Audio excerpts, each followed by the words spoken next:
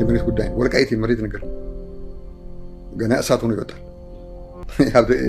የቴዎድሮስ ሀገር ነው ጎንደሬ። እንደዚህ ቃል ነገር የለም። ይሄ ነው የሚያጨርሰው። ወረራና መዋቅራዊ የዘር ማጥፋት በወልቃይት ጠገዴና ጠለምት። የምርምር ውጤት በጎንደር ዩኒቨርሲቲ ጎንደር ኢትዮጵያ 2014 ዓ.ም። ምዕራፍ 4 ወረራና የኢኮኖሚ ምዝበራ። አዘጋጆች መልካሙ ወርቄ፣ ተፈራ በሪሁን፣ ዶክተር ብርሃኑ ፀሐይ፣ ሲሳይ ምስጋናው፣ ዶክተር። ምዕራፍ 4 ተራ ቁጥር 1 መግቢያ። የዘር ማጥፋት እንደ ፖለቲካ፣ ማህበራዊና ባህላዊ ዘርፎች ሁሉ ኢኮኖሚያዊ መሰረት አለው። ጊዜው ደረሰ 2010 ዓ.ም እንደጻፈው በፖሊሲ አውጪዎችና አስፈጻሚዎች የሚፈጠር መዋቅራዊ ዘረኝነት በኢኮኖሚ ደህንነት ወይንም ኢኮኖሚክ ዌልቢንግ ላይ ሰፊና ቀጣይነት ያላቸው ልዩነቶችን ያስከትላል። ስርዓታዊ የዘር መድሎ የዜጎችን ፍትሐዊና ማህበራዊ አገልግሎቶች ወይንም ጤና፣ ትምህርት፣ ማህበራዊ ጥበቃ ወዘተ ኢኮኖሚያዊ ዕድሎች፣ ፍትህና ደህንነት በማጓደል በህልውናቸው ላይ ተጽዕኖ ያሳድራል። እነዚህ የዘረኝነት ውጤቶች ድህነትንና የኑሮ ልዩነቶችን ያባብሳሉ። የሰብአዊ መብት ምክር ቤት 2021 እንደ አውሮፓውያን አቆጣጠር እንደጻፈው አንድ ማህበረሰብ በስርዓቱ ውስጥ የኢኮኖሚ መገለልና በዝበዛ ደረሰበት የሚባለው በነፃ የውድድር ግብይት ውስጥ ጉልበቱን፣ ፈጠራውንና ዕውቀቱን መሸጥና መለወጥ ሳይችል ሲቀር እንዲሁም የምርምር ግብዓቶች ወይንም ፕሮዳክሽን ሚንስ ባለቤትነትና ተጠቃሚነት ማረጋገጥና ከቦታ ቦታ ተንቀሳቅሶ ሀብትና ንብረት ማፍራት ሳይችል ሲቀር ነው። ይህን ሊያመጡ ከሚችሉ ምክንያቶች መካከል የሀገረ መንግስቱ የኢኮኖሚ ስርዓት አንድ ግለሰብ ወይንም ማህበረሰብ የፈቀደውን ሀብትና ንብረት ማፍራት የማያስችል ቅይድ የገበያ ስርዓት ወይንም ሞኖፖሊ ማርኬት፣ የእዝ አገዛዝ፣ አምባገነናዊ ወይንም የቅኝ ግዛት አስተዳደር ስር ሲሆን ነው። እነዚህ ምክንያቶች ሀገረ መንግስቱንና ህዝቡን በተዛባ የኢኮኖሚ ግንኙነት የሚያስተሳስሩ ሲሆኑ በተለይ ቅይድ የገበያ ስርዓት ጥቂቶች ብቻ ፖለቲካል ኢኮኖሚውን እንዲቆጣጠሩት በማድረግ ንዑስ ከበርቴ ወይንም ኦሊጋርኪ ስርዓትን በሀገር ላይ ይተክላል። የቅኝ ግዛት እሳቤን የወረሰ ስርዓት ደግሞ የኔ የሚለውን የማህበረሰብ ክፍል ልዩ ተጠቃሚ ለማድረግ ሲባል ሌላኛውን የማህበረሰብ ክፍል መበዝበዝን መሰረት ያደረገ ነው። በዚህ ሁኔታ የተፈጠሩ ልዩነቶችን ለማስወገድና የሁሉም ዜጎች ፍትሃዊ ተጠቃሚነትን ለማስፈን ለረጅም ጊዜ የታለሙ ጣልቃ ገብነቶች ያስፈልጋሉ። ሰለሞንና ሌሎች በ2019 እንደ አውሮፓውያን አቆጣጠር እንደጻፉት በዚህ የጥናት ክፍል በወልቃይት ጠገዴና ጠለምት አካባቢዎች በህወሓት ወረራ ወቅት የነበረው ኢፍትሃዊ የኢኮኖሚ ስርዓት በሰፊው ተዳስሷል። ይህ የጥናት ክፍል በህወሓት የወረራ ዘመን የነበረውን ኢፍትሃዊ የሥራ ዕድል ተጠቃሚነት፣ የኢንቨስትመንት ሁኔታ፣ የብድር አገልግሎትን፣ የግብር አከፋፈል እንዲሁም የተካሄደውን ወረራ በማሳያነት አስቀምጧል። ምዕራፍ 4.2 የጥናቱ ውጤትና ትንታኔ። አንደኛ፣ ዘር ተኮር የሥራ ዕድል ተጠቃሚነት። በሥራ ዕድል ተጠቃሚነት ላይ የዘር ልዩነት ተፈጠረ የሚባለው አንድን የሥራ አመልካች ወይንም ሠራተኛ ከዘሩ ጋር ተያያዥነት ያላቸውን ጉዳዮች መሠረት በማድረግ መመዘን ወይንም ማስተናገድ ነው። የሥራ አድሏዊነት በቀጥታም ሆነ በተዘዋዋሪ ሊከሰት ይችላል። በግልጽ የተቀመጡ ኢፍትሃዊ ሕጎችና መመሪያዎችን መሠረት አድርጎ የሚፈጠር አድሏዊነት ቀጥተኛ አድሎ ሲባል፣ ቀጥተኛ ያልሆነ አድሎ የሚባለው ደግሞ ለይስሙላ ፍትሃዊ ሕጎችንና መመሪያዎችን በማስቀመጥ በቅጥር ወቅትና በሥራ ሂደት ውስጥ ግን አድሏዊነት ሲፈጠር ነው። ዓለም አቀፍ የሠራተኞች ድርጅት እንደ አውሮፓውያን አቆጣጠር በ2020 እንደጻፈው የዚህ ጥናት ክፍል አንዱ ዓላማ ጥናቱ በተካሄደባቸው ቦታዎች በቀጥታም ሆነ በተዘዋዋሪ የተፈጸመ የሥራ ዕድል ተጠቃሚነት አድሎ መኖሩን ወይንም አለመኖሩን መዳሰስ ነው። በዚህ ጥናታዊ ጽሑፍ የሥራ ዕድል ተጠቃሚነትን ሁኔታ ለመመልከት የመንግሥት መስሪያ ቤት እንዲሁም በአካባቢው ይሰሩ የነበሩ የግል ድርጅቶች የሥራ ቅጥር ሁኔታ ብሔርን መሰረት ያደረጉ አልነበሩም የሚል ጥያቄዎች ለተሳታፊዎቹ የቀረበላቸው ሲሆን ለተጠየቁት ጥያቄዎችም አብዛኛዎቹ የጥናቱ ተሳታፊዎች በጥያቄዎቹ ሐሳብ እንደማይስማሙ ገልጸዋል። ይህ ሁኔታ የምርምሩ ተሳታፊዎች ባለፉት ጊዜያት በወልቃይት ጠገዴና ጠለምት ውስጥ ይሰሩ የነበሩ የመንግሥት መስሪያ ቤቶችና የግል ድርጅቶች የሥራ ቅጥር ሂደት ሁሉንም ብሔሮች እኩል ያሳተፈ አለመሆኑን ያሳያል። ሌላኛው በጥናቱ ላይ የተነሳው ጥያቄ ከመንግሥትና ከግል ቀጣሪ ድርጅቶች የሥራ መደቦች ውስጥ የተሻለ ክፍያ የሚከፈልባቸው የሥራ መደቦች የሥራ ቅጥር ሁሉንም ብሔሮች እኩል ያሳትፍ ነበር ለሚለው ጥያቄ ከተሳታፊዎች ውስጥ 95 በመቶ የሚሆኑት እንደማይስማሙበት ገልጸዋል። ይህ በወልቃይት ጠገዴና ጠለምት አካባቢዎች ወሳኝ የሥራ መደቦችና የተሻለ ክፍያ የሚከፍሉ መስሪያ ቤቶች ብሔርን መሠረት ያደረገ ቅጥር ይፈጽሙ እንደነበረ አመልካች ነው። ይህ በእንዲህ እንዳለ ከዚህ በፊት ለተነሱት 3 ጥያቄዎች የተሰጡትን ምላሾች ወጥነትና እውነትነት ለማረጋገጥ በሚያመች መልኩ የአጠያየቁን ስልት በመቀየር የጥናቱ ተሳታፊዎች ተጠይቀዋል። በዚህም መሠረት የመንግሥት መስሪያ ቤቶች የኃላፊነት ቦታዎችን በተመለከተ የሁሉም ብሔሮች ፍትሐዊ ተዋጽኦና ተሳትፎ የማይታይበት ነበር ተብሎ ለተጠየቀው ጥያቄ 89 በመቶ የሚሆኑት ምላሾች ፍትሐዊ ያለመሆኑን ተስማምተውበታል። ስለሆነም የመንግሥት መስሪያ ቤቶች የኃላፊነት ቦታዎች ሹመትና ቅጥር በአካባቢው የሚኖሩ ነባር ማኅበረሰቦችን ዕድል የነፈገ እንደነበረ ጥናቱ ያመለክታል። ይህም የሥራ ቅጥርም ሆነ የምዘና ሥርዓቱ እኩል ተጠቃሚነት መርህን የጣሰ እንደነበረ ያመለክታል። ከዚህም በተጨማሪ በብሔራቸው ምክንያት ከሥራ የተሰናበቱ ሰዎችን ያውቃሉ ለሚለው ጥያቄ 96 በመቶ የሚሆኑት መላሾች እንደሚስማሙበት ገልጸዋል። ነባሩ ሕዝብ በማንነቱ ምክንያት ከሥራ ይፈናቀል እንደነበር ከዚህ የጥናት ውጤት መረዳት ተችሏል። በመጨረሻም በሥራ ቅጥርና እድገት የእኔ ጥንካሬና ጥረት ብቻ ሳይሆን የብሔር ማንነቴም አስተዋጽኦ እንዳለው አምናለሁ የሚል ጥያቄ ቀርቦ ከተሳታፊዎች መካከል 97 በመቶ የሚሆኑት መላሾች ስምምነታቸውን ገልጸዋል። በወልቃይት ወረዳ በተገኘ ሪፖርት መሠረት በ2008 ዓ.ም በወረዳው በነበሩ 4 የሥራ ዕድል መደቦች ውስጥ የነበረው የሥራ ቅጥር ሁኔታ ምን ይመስል እንደነበረ ቀጥሎ ባለው ሰንጠረዥ ተመላክቷል። በሰንጠረዡ ከተቀመጠው መረጃ እንደምንመለከተው በአራቱ ተቋማት ውስጥ ከተቀጠሩት 1050 ሠራተኞች መካከል የወልቃይት ተወላጆች 24ቱ ወይንም 2.2 በመቶ ብቻ ነበሩ። ይህም ከላይ የተገኘውን ውጤት ያጠናክራል።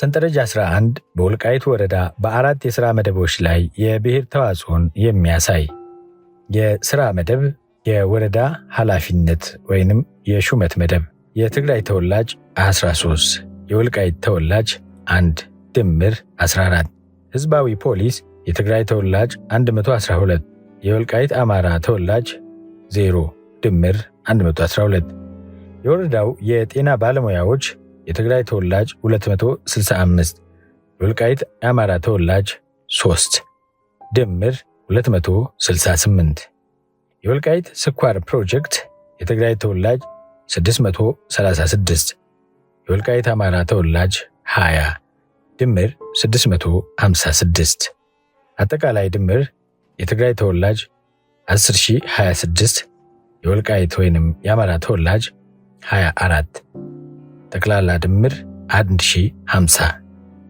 በመጠይቅ የተገኘውን የተሳታፊዎች ምላሽ ሚዛናዊነት ለማረጋገጥ ሌሎች ቁልፍ መረጃ ሰጪዎችን በማሳተፍ በሥራ ዕድል ፍትሐዊ ተጠቃሚነት ላይ በቃለ መጠይቅ ማብራሪያ እንዲሰጡ ተደርጓል። በዚህም መሠረት የ35 ዓመት ዕድሜ ጎልማሳ የመንግሥት ሠራተኛ የሆኑት ቃለ መጠይቅ ተሳታፊ እንዲህ ሲሉ አብራርተዋል። ቁልፍ ቦታ የሚቀጠሩ የህወሓት ሰዎች ናቸው። አንተ ቁልፍ ቦታ ገብተህ የተሻለ እንዲከፈል ወይም ምስጢር እንድታውቅ አይደረግም፣ አይፈለግም። ከኛ ጋር ትምህርት ጨርሳ ሥራ ስንፈልግ የነበረች ልጅ አባቷ ያክስቴ ልጅ የሆነ እናቷ ግን ትግሬ በመሆኗ ከመካከላችን ተመርጣ ያለ ውድድር ዞን አስተዳደር ውስጥ እንድትቀጠር ተደርጋለች። የካቲት 6 2013 ከጠዋቱ 3 ሰዓት ተኩል ማይካድራ ኢትዮጵያ የተደረገ ቃለ መጠይቅ። በተመሳሳይ መልኩ የ43 ዓመት ጎልማሳ የነበሩና በምርት ገበያ ውስጥ በባለሙያነት ሲሰሩ የነበሩ የቃለ መጠይቅ ተሳታፊ የሥራ ቅጥር የፍትሐዊነትን በተመለከተ የሚከተለውን ገልጸዋል። በፌዴራል ተቋም በሆነው የምርት ገበያ ተቀጥሬ ከገባው በኋላ በህወሓቶች የተበላሸ አሰራር ምክንያት በከፍተኛ ጫና ውስጥ በባለሙያነት ስሰራ ነበር። በዚህ የ6 ዓመት ቆይታዬ አይኔ ያላየው ጉድ የለም። አንዳንድ የሚሰሩትን ስታይ ልታስበውም ይጨንቀሃል። የሥራ ምደባን በተመለከተ በቅርብ ጓደኛዬ የደረሰው ልንገርህ። ጓደኛዬ ሙላው ከበደ ይባላል። የወልቃይት ልጅ የነበረና ቃብቲያ ሁመራ ወረዳ ገቢዎች ቢሮ የሚሰራ ሁሉም ሰው የሚወደውና የሚያከብረው ታታሪ ባለሙያ ነበር። ሙላው ለእውነት የቆመ ስለነበር ብልሹ አሰራር የለመዱ ካድሬዎችንና የህወሓት ባለሀብቶችን አልመቻቸው በማለቱ ምክንያት ከያዘው ሥራ ሊያባርሩት ወሰኑ። በገቢዎች ጽሕፈት ቤት በኩል ግምገማ እንዲካሄድበት ተደረገ። ነገር ግን ካለው ደግነትና ትሕትና አንጻር በርካታ የህወሓት አባላት ሳይቀር ይወዱት ስለነበር እሱን ለማባረር በተጠራው ስብሰባ በድምፅ ብልጫ ባለበት ይቀጥል በሚል ተደመደመ። በመጨረሻም የቃብቲያ ሁመራ ዋና አስተዳዳሪ የነበረው ዮሐንስ ገብረ አምላክ እንደገና ሴክተሩን የትግራይ ተወላጆችን ብቻ ሰብስቦ ጠርቶ ሙላው ከበደ የትግራይ ባለሀብቶችን እያንገላታ በመሆኑ ግምገማ እናካሂዳለን ተባለ። በመጨረሻም ምንም እንከን ማውጣት ሳይችሉ ሲቀሩ ለአጎቱ የመሬት ግብር ሲተምን አዳልቶ ሰርቷል በማለት አነሱበት። ይገርምሃል፣ ይሄ ልጅ የአጎቱ መሬት ግብር ሲገመት እኔ ዘመድ ስለሆንኩ አልሄድም ብሎ ሌሎች ባለሙያዎች ነበሩ ሄዱት። በዚህ ልጅ ላይ ያመጡት ክስ ሁሉ እንደ ክርስቶስ ክስ ባዶ ሲሆንባቸው አስተዳዳሪው በቃ ገቢዎች ሴክተር ላይ ሆኖ ባለሀብቶችን ያጉላላ ከሥራው መነሳት አለበት የሚል መመሪያ አለ በማለት መሬት ላይ በሌለ መመሪያ ከሥራው አባረረው። ከዚያም በኋላ ልጁ መረጃ ይዞብናል ብለው ስለሚፈሩት እየተከታተሉ ከ1 ዓመት በኋላ ቤቱ ውስጥ ለማፈን ሲሞክሩ ሾልኮ ቢያመልጥም ዱካውን ተከትለው ሄደው መተማ አካባቢ በጣም ከሚወደው ጓደኛው ከዘውዱ ገብረ እግዚአብሔር ጋር በተመሳሳይ ቀንና ቦታ በህወሓት ታጣቂዎች በጭካኔ ተገደሉ። ይገርምሃል፣ የወረዳው ዋና አስተዳዳሪ የነበረው ዮሐንስ ገብረ አምላክ የወረዳው የኢንቨስትመንት ጽሕፈት ቤት ኃላፊ ኪዱ ገብረ ሊባኖስ ሙላውን ከሥራው ካባረሩ በኋላ በሱ ቦታ የተተካው የገቢዎች ጽሕፈት ቤት ባለሙያ ዮናስ ታደሰ ሁሉም የአድዋ ተወላጆችና የቅርብ ቤተሰብ ነበሩ። የካቲት 8 2013 ከጠዋቱ 4 ሰዓት ቃብቲያ ኢትዮጵያ ከተደረገ ቃለ መጠይቅ። ምስል 41 በማንነቱ ምክንያት ህወሓት ከሥራ ካባረረው በኋላ ያስገደሉት ሙላው ከበደ ሁለተኛ የሙት ዓመት መታሰቢያ ላይ የተወሰደ። የሥራ ቅጥር ኢፍትሐዊነቱ በአደባባይ የታወቀ እንደነበርና በተለይም የወልቃይትና ጠገዴ ማህበረሰብን ያገለለ መሆኑን ሥራ በመፈለግ ላይ ያለ የ28 ዓመቱ የዲፕሎማ ምሩቅ የወልቃይት ወይንም ወፋርግፍ ነዋሪ በዚህ መልኩ ገልጾታል። አሁን ወልቃይት ላይ የተጀማመሩ ፋብሪካዎችና ፕሮጀክቶች አሉ። በእነዚህ ፕሮጀክቶች ተቀጣሪዎች የሚመጡት ከአድዋ፣ ከሽሬ፣ ከሰልህላ እና ከመሃል ትግራይ ነው። የቅጥር ማስታወቂያውም የሚለጠፈው መቀሌ፣ ሽሬ እና አድዋ ነው። እኔን ጨምሮ ወልቃይት ላይ በርካታ ሥራ አጥ ወጣቶች ማስታወቂያውን እንኳ ማየት አንችልም። እኔ ለሕክምና ሽሬ ሄጄ ነው ለወልቃይት ስኳር ፋብሪካ ከ1000 በላይ የቅጥር ቦታ ማስታወቂያ መውጣቱን ያነበብኩት። ሽሬ ላይ በወጣው ማስታወቂያ መሠረት የትምህርት ማስረጃዬን ይዤ ልመዘገብ ሲሄድ ከወልቃይት የሚመጣን አናስተናግድም አለኝ። እሺ ወልቃይት ላይ ባለው ፋብሪካ የወልቃይት ሰው ካልተስተናገደ የት ነው የምንስተናገደው ስለው እንዳላስር ጥፋ ከዚህ አለኝ። የራሔልን እንባ የሰማ አምላክ ቢሰማኝ ብዬ እንባዬን ወደ ሰማይ አምርሬ እየረጨሁ ነው የተመለስኩ። ሌላው ዳንሻ ጥጥ መዳመጫ ፋብሪካ ብትሄድ አንድ የወልቃይት ጠገዴ ተወላጅ የሆነ ሰራተኛ አታገኝም። ከትግሬ የ8ኛ ክፍል ቢሆን ተፈልጎ ይመጣል እንጂ ዲፕሎማና ዲግሪ ይዞ የወልቃይት አማራ ከሆነ ማንም አይቀጥረውም። በቃ አንተ በድህነት ተማረ እንድትሰደድ ነው የሚፈለገው። የካቲት 8 2013 ከቀኑ 8 ሰዓት ወልቃይት አዲረመጥ ወፋርግፍ ኢትዮጵያ የተደረገ ቃለ መጠይቅ። ሌላው በወልቃይት ስኳር ፋብሪካ ፕሮጀክት በጥበቃ ሥራ ተቀጥሮ እንደነበር የሚገልጸው የ33 ዓመት ወጣት ወደ ሥራ የገባበትንና ከተቀጠረ በኋላ ያሳለፈውን ሂደት እንደሚከተለው ምላሽ ሰጥቷል። የምኖረው መዘጋ ወልቃይት ሲሆን በዚህ ቦታ ሰፊ የእርሻ ቦታ ነበረን። ነገር ግን በ2004 ዓ.ም ለስኳር ፋብሪካ የሸንኮራ ልማት ይፈለጋል ብለው ያለምንም ካሳ አባረሩን። ከኛ ጋር በወረራ ከትግራይ ክልል የመጡትን ቆራሪት ወይንም መሶብ ከተማ ቤት ሰርተው አስገቧቸው። ካሳም በበቂ ሁኔታ እንደተሰጣቸው ሰምቻለሁ። ነባር የመዘጋ ወልቃይት አማራዎች ግን ካሳ ወይም የተወሰደብንን መሬት ትክ ቦታ ስንጠይቃቸው ፋብሪካው ተጠናቆ ምርት ሲጀምር ከዚያ የሚገኘው ትርፍ ካሳ ይሰጣችኋል። እስከዚያው ድረስ ግን ወደ ደጋው ወደ ቤተሰቦቻችሁ ሄዳችሁ ተቀመጡ የሚል ይግባኝ የሌለው ውሳኔ ተወሰነብን። በመጨረሻ እንደምንም ተለማምጬ በ2007 ዓ.ም ለወልቃይት ስኳር ፕሮጀክት 170 ዘበኛ ቅጥር ሲፈጸም እኔና ሌሎች 2 አማራ ጓደኞቼ ልንገባ ቻልን። ይገርምሃል፣ ለዚህ ሥራ እኛ አማራዎቹ ለዋስትና የሚሆን 200,000 ብር ግምት ያለው ባለካርታ የከተማ ቤት ወይንም ባንክ ላይ ማስያዝ ግዴታ ነበረብን። ለትግራይ ተወላጆች ግን ያለምንም ዋስ ነው የሚቀጠሩት። እኔ ምንም አማራጭ ስላልነበረኝ ወፋርግፍ ከተማ የሚኖር የወንድሜን ቤት ካርታ በማስያዝ በዚሁ ቦታ በ4,000 ብር የወር ደመወዝ በጥበቃ ሥራ ተቀጠርኩ። ይህን ሁሉ ጣጣ አልፌ ተቀጥሬ አንድም ቀን ስህተት ሳልፈጥር በየ6 ወሩ BSc ወይንም የሥራ አፈጻጸም ሲሞሉ የሦስታችንም ቀይ ዝቅተኛ አፈጻጸም ሲሰጡን ሥራ ላይ እንደፈለጉ ሆነው የከረሙትን የትግሬ ተወላጆች ግን በጣም ጥቂቶቹ ብቻ ቢጫ መካከለኛ ሲሆኑ አብዛኞቹ ግን አረንጓዴ ከፍተኛ አፈጻጸም ነው የሚሞላላቸው።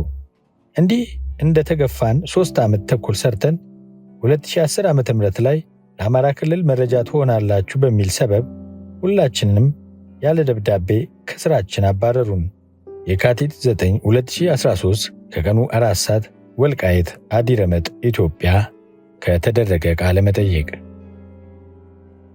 ከላይ እንዳየነው የሁሉም የቃለ መጠይቅ ተሳታፊዎች ምላሽ የሥራ ዕድል ተጠቃሚነት ከፖለቲካ አመለካከትና ከብሔር ማንነት ጋር ቀጥታ ግንኙነት እንዳለውና ህወሓት በወልቃይት ጠገዴና ጠለምት የአማራ ሕዝብ ላይ ከቅኝ ገዢዎች በላይ ሲያንገላታ እንደኖረ በግልጽ ያሳያል። በአጠቃላይ በወልቃይት ጠገዴና ጠለምት አካባቢ በግልና በመንግሥት መስሪያ ቤቶች እንዲሁም የተሻለ ደሞዝ ክፍያ በሚከፈልባቸው የሥራ መደቦች ለመቀጠር፣ በመንግሥት መስሪያ ቤቶች የኃላፊነት ቦታ ለመመደብ፣ የደረጃ እድገት ለማግኘትና የሥራ ዋስትናን ለማረጋገጥ የብሔር ማንነት እንደ ወሳኝ መለኪያ ያገለግል እንደነበር የጥናቱ ተሳታፊዎች ምላሽ ያመለክታል። ስለሆነም የሥራ ዕድል ተጠቃሚነት ከብሔር ማንነት ጋር ግንኙነት እንደነበረው የዚህ የጥናት ውጤት ሁነኛ ማሳያ ነው። ይህ የጥናት ውጤት ከቪላድ ሴን እና ዋልፍ 2016 እንደ አውሮፓውያን አቆጣጠር በዴንማርክ የመንግሥትና የግል ተቋማት የቅጥር ሁኔታን፣ ስቺለር 2004 እንደ አውሮፓውያን አቆጣጠር ኢኮኖሚያዊ ስርዓት ወለድ አድሎ ያመጣው ድህነት፣ ፓርሰል ኤንድ ሙለር 1983 እንደ አውሮፓውያን አቆጣጠር በኒውዮርክ ዘርን መሠረት ያደረገ የሥራ ምደባና ገቢ እንዲሁም በርትራንድ እና ሙላይናታን በ2004 ዓ.ም እንደ አውሮፓውያን አቆጣጠር በቦስተን የዘር ግንድና የሥራ ዕድልን በተመለከተ ከሰሩት የምርምር ግኝቶች ጋር ተመሳሳይነት አለው። ሁለተኛ፣ የኢንቨስትመንት ኢፍትሐዊ ተጠቃሚነት። እንደ አሜሪካዊው ዶማር ገለጻ ኢንቨስትመንት በሁለት ገጽ የተሳለ ሰይፍ ማለት ነው። ኢንቨስትመንት ኢዝ ላይክ a double-edged sword። ኢንቨስትመንት የአንድን ማህበረሰብ የማምረት አቅም ወይንም ፕሮዳክሽን ካፓሲቲ በመገንባትና የመግዛት አቅምን ወይንም ፐርቼዚንግ ፓወር በማሳደግ የኢኮኖሚ ተዋናዮች የተሻለ የኢኮኖሚ ጉልበት እንዲኖረው በማድረግ የሀገርን የኢኮኖሚ እድገት ያፋጥናል። የኢንቨስትመንት ፍትሐዊ ተጠቃሚነትን ለመለካት 6 ጥያቄዎችን በመቅረጽ የጥናቱ ተሳታፊዎች ያላቸውን አመለካከት እንዲገልጹ ተደርጓል። በዚህም መሰረት የመጀመሪያው ጥያቄ በመሰረተ ልማት ግንባታ ላይ የአካባቢው ባለሀብቶች ያላቸውን ተሳትፎ የሚመለከት ሲሆን ብሔሮች በአካባቢው የመሰረተ ልማት ግንባታ ላይ እኩል ተሳትፎ አላቸው ተብሎ ለተነሳላቸው ጥያቄ 90% አንስማማም በማለት መልሰዋል። በዚህ መሰረት በአካባቢው በሚገነቡ የመሰረተ ልማት ግንባታ ሂደቶች በባለሀብቶች መካከል ፍትሐዊ የሆነ ተሳትፎ የለም ብለው እንደሚያምኑ ያመለክታል። ከመሰረተ ልማት ፍትሐዊ ተጠቃሚነት በተጨማሪ ከብሔር አድሎ ነፃ የሆነ የኢንቨስትመንት ተሳትፎ በነዋሪዎች መካከል ነበር የሚል ጥያቄም የቀረበ ሲሆን 88% የሚሆኑ ተሳታፊዎች አንስማማም ብለዋል።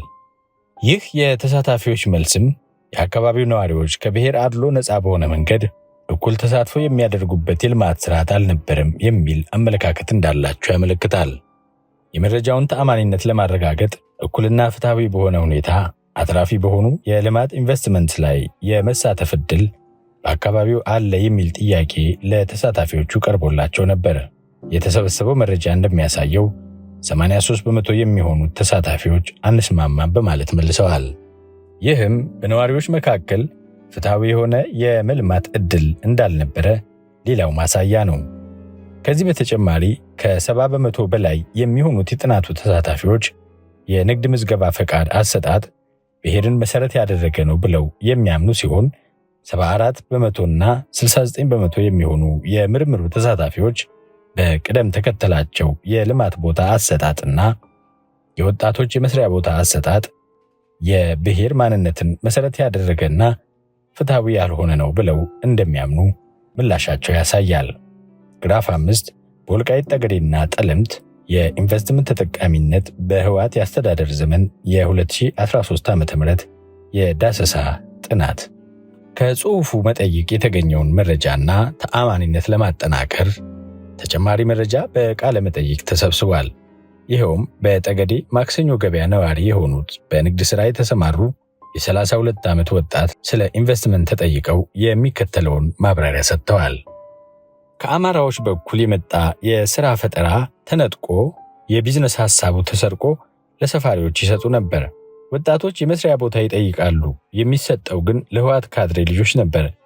ለምሳሌ የዳንሻ ከብት ገበያን የወልቃይት አማራ ተወላጆች በጋራ ሆነው ያስገቡት ፕሮፖዛል ነበር። ነገር ግን የጽህፈት ቤቱ ኃላፊ የገባውን የቢዝነስ ፕሮፖዛል አውጥተው ለህወሓት ካድሬ ቤተሰቦች ተሰጣቸው። አሳዛኙ ነገር በኋላም ሪፖርት የሚደረገው ደግሞ በወልቃይት ጠገዴ የአማራ ወጣቶች እንደሚጠቀሙበት ነው። ከዚህ በተጨማሪ የአካባቢው ተወላጆችና ሌሎች ኢንቨስተሮች በፖለቲካ ምክንያት ወደ አካባቢው መጥተው ኢንቨስት ማድረግ አይችሉም ነበረ። ቆላማው የገጠሩ ክፍልም ሆነ የከተማው ኢንቨስትመንት ለትግራይ ተወላጆች ነበር የሚሰጠው። ነባሩ ህዝብ ተገፍቶ ቆላማውና ለም መሬቱን ከትግራይ ለመጡ ሰፋሪዎች ተሰጥቶ ከነሱ መሬት የምንከራይበት ሁኔታ ተፈጥሮ ነበር። የካቲት 10 2013 ከቀኑ 8 ሰዓት በጠገዴ ማክሰኞ ገበያ ኢትዮጵያ የተደረገ ቃለ መጠይቅ። ተሳታፊያችን በቃለ መጠይቁ ያነሱት በዳንሻ ከተማ ህወሓት ከአማራ ወጣቶች ሐሳቡን ነጥቆ ለእኔ ለሚላቸው የትግራይ ተወላጆች ሰጣቸው የተባለው የዳንሻ የከብት ገበያ ማዕከል በምስል 42 ተመላክቷል።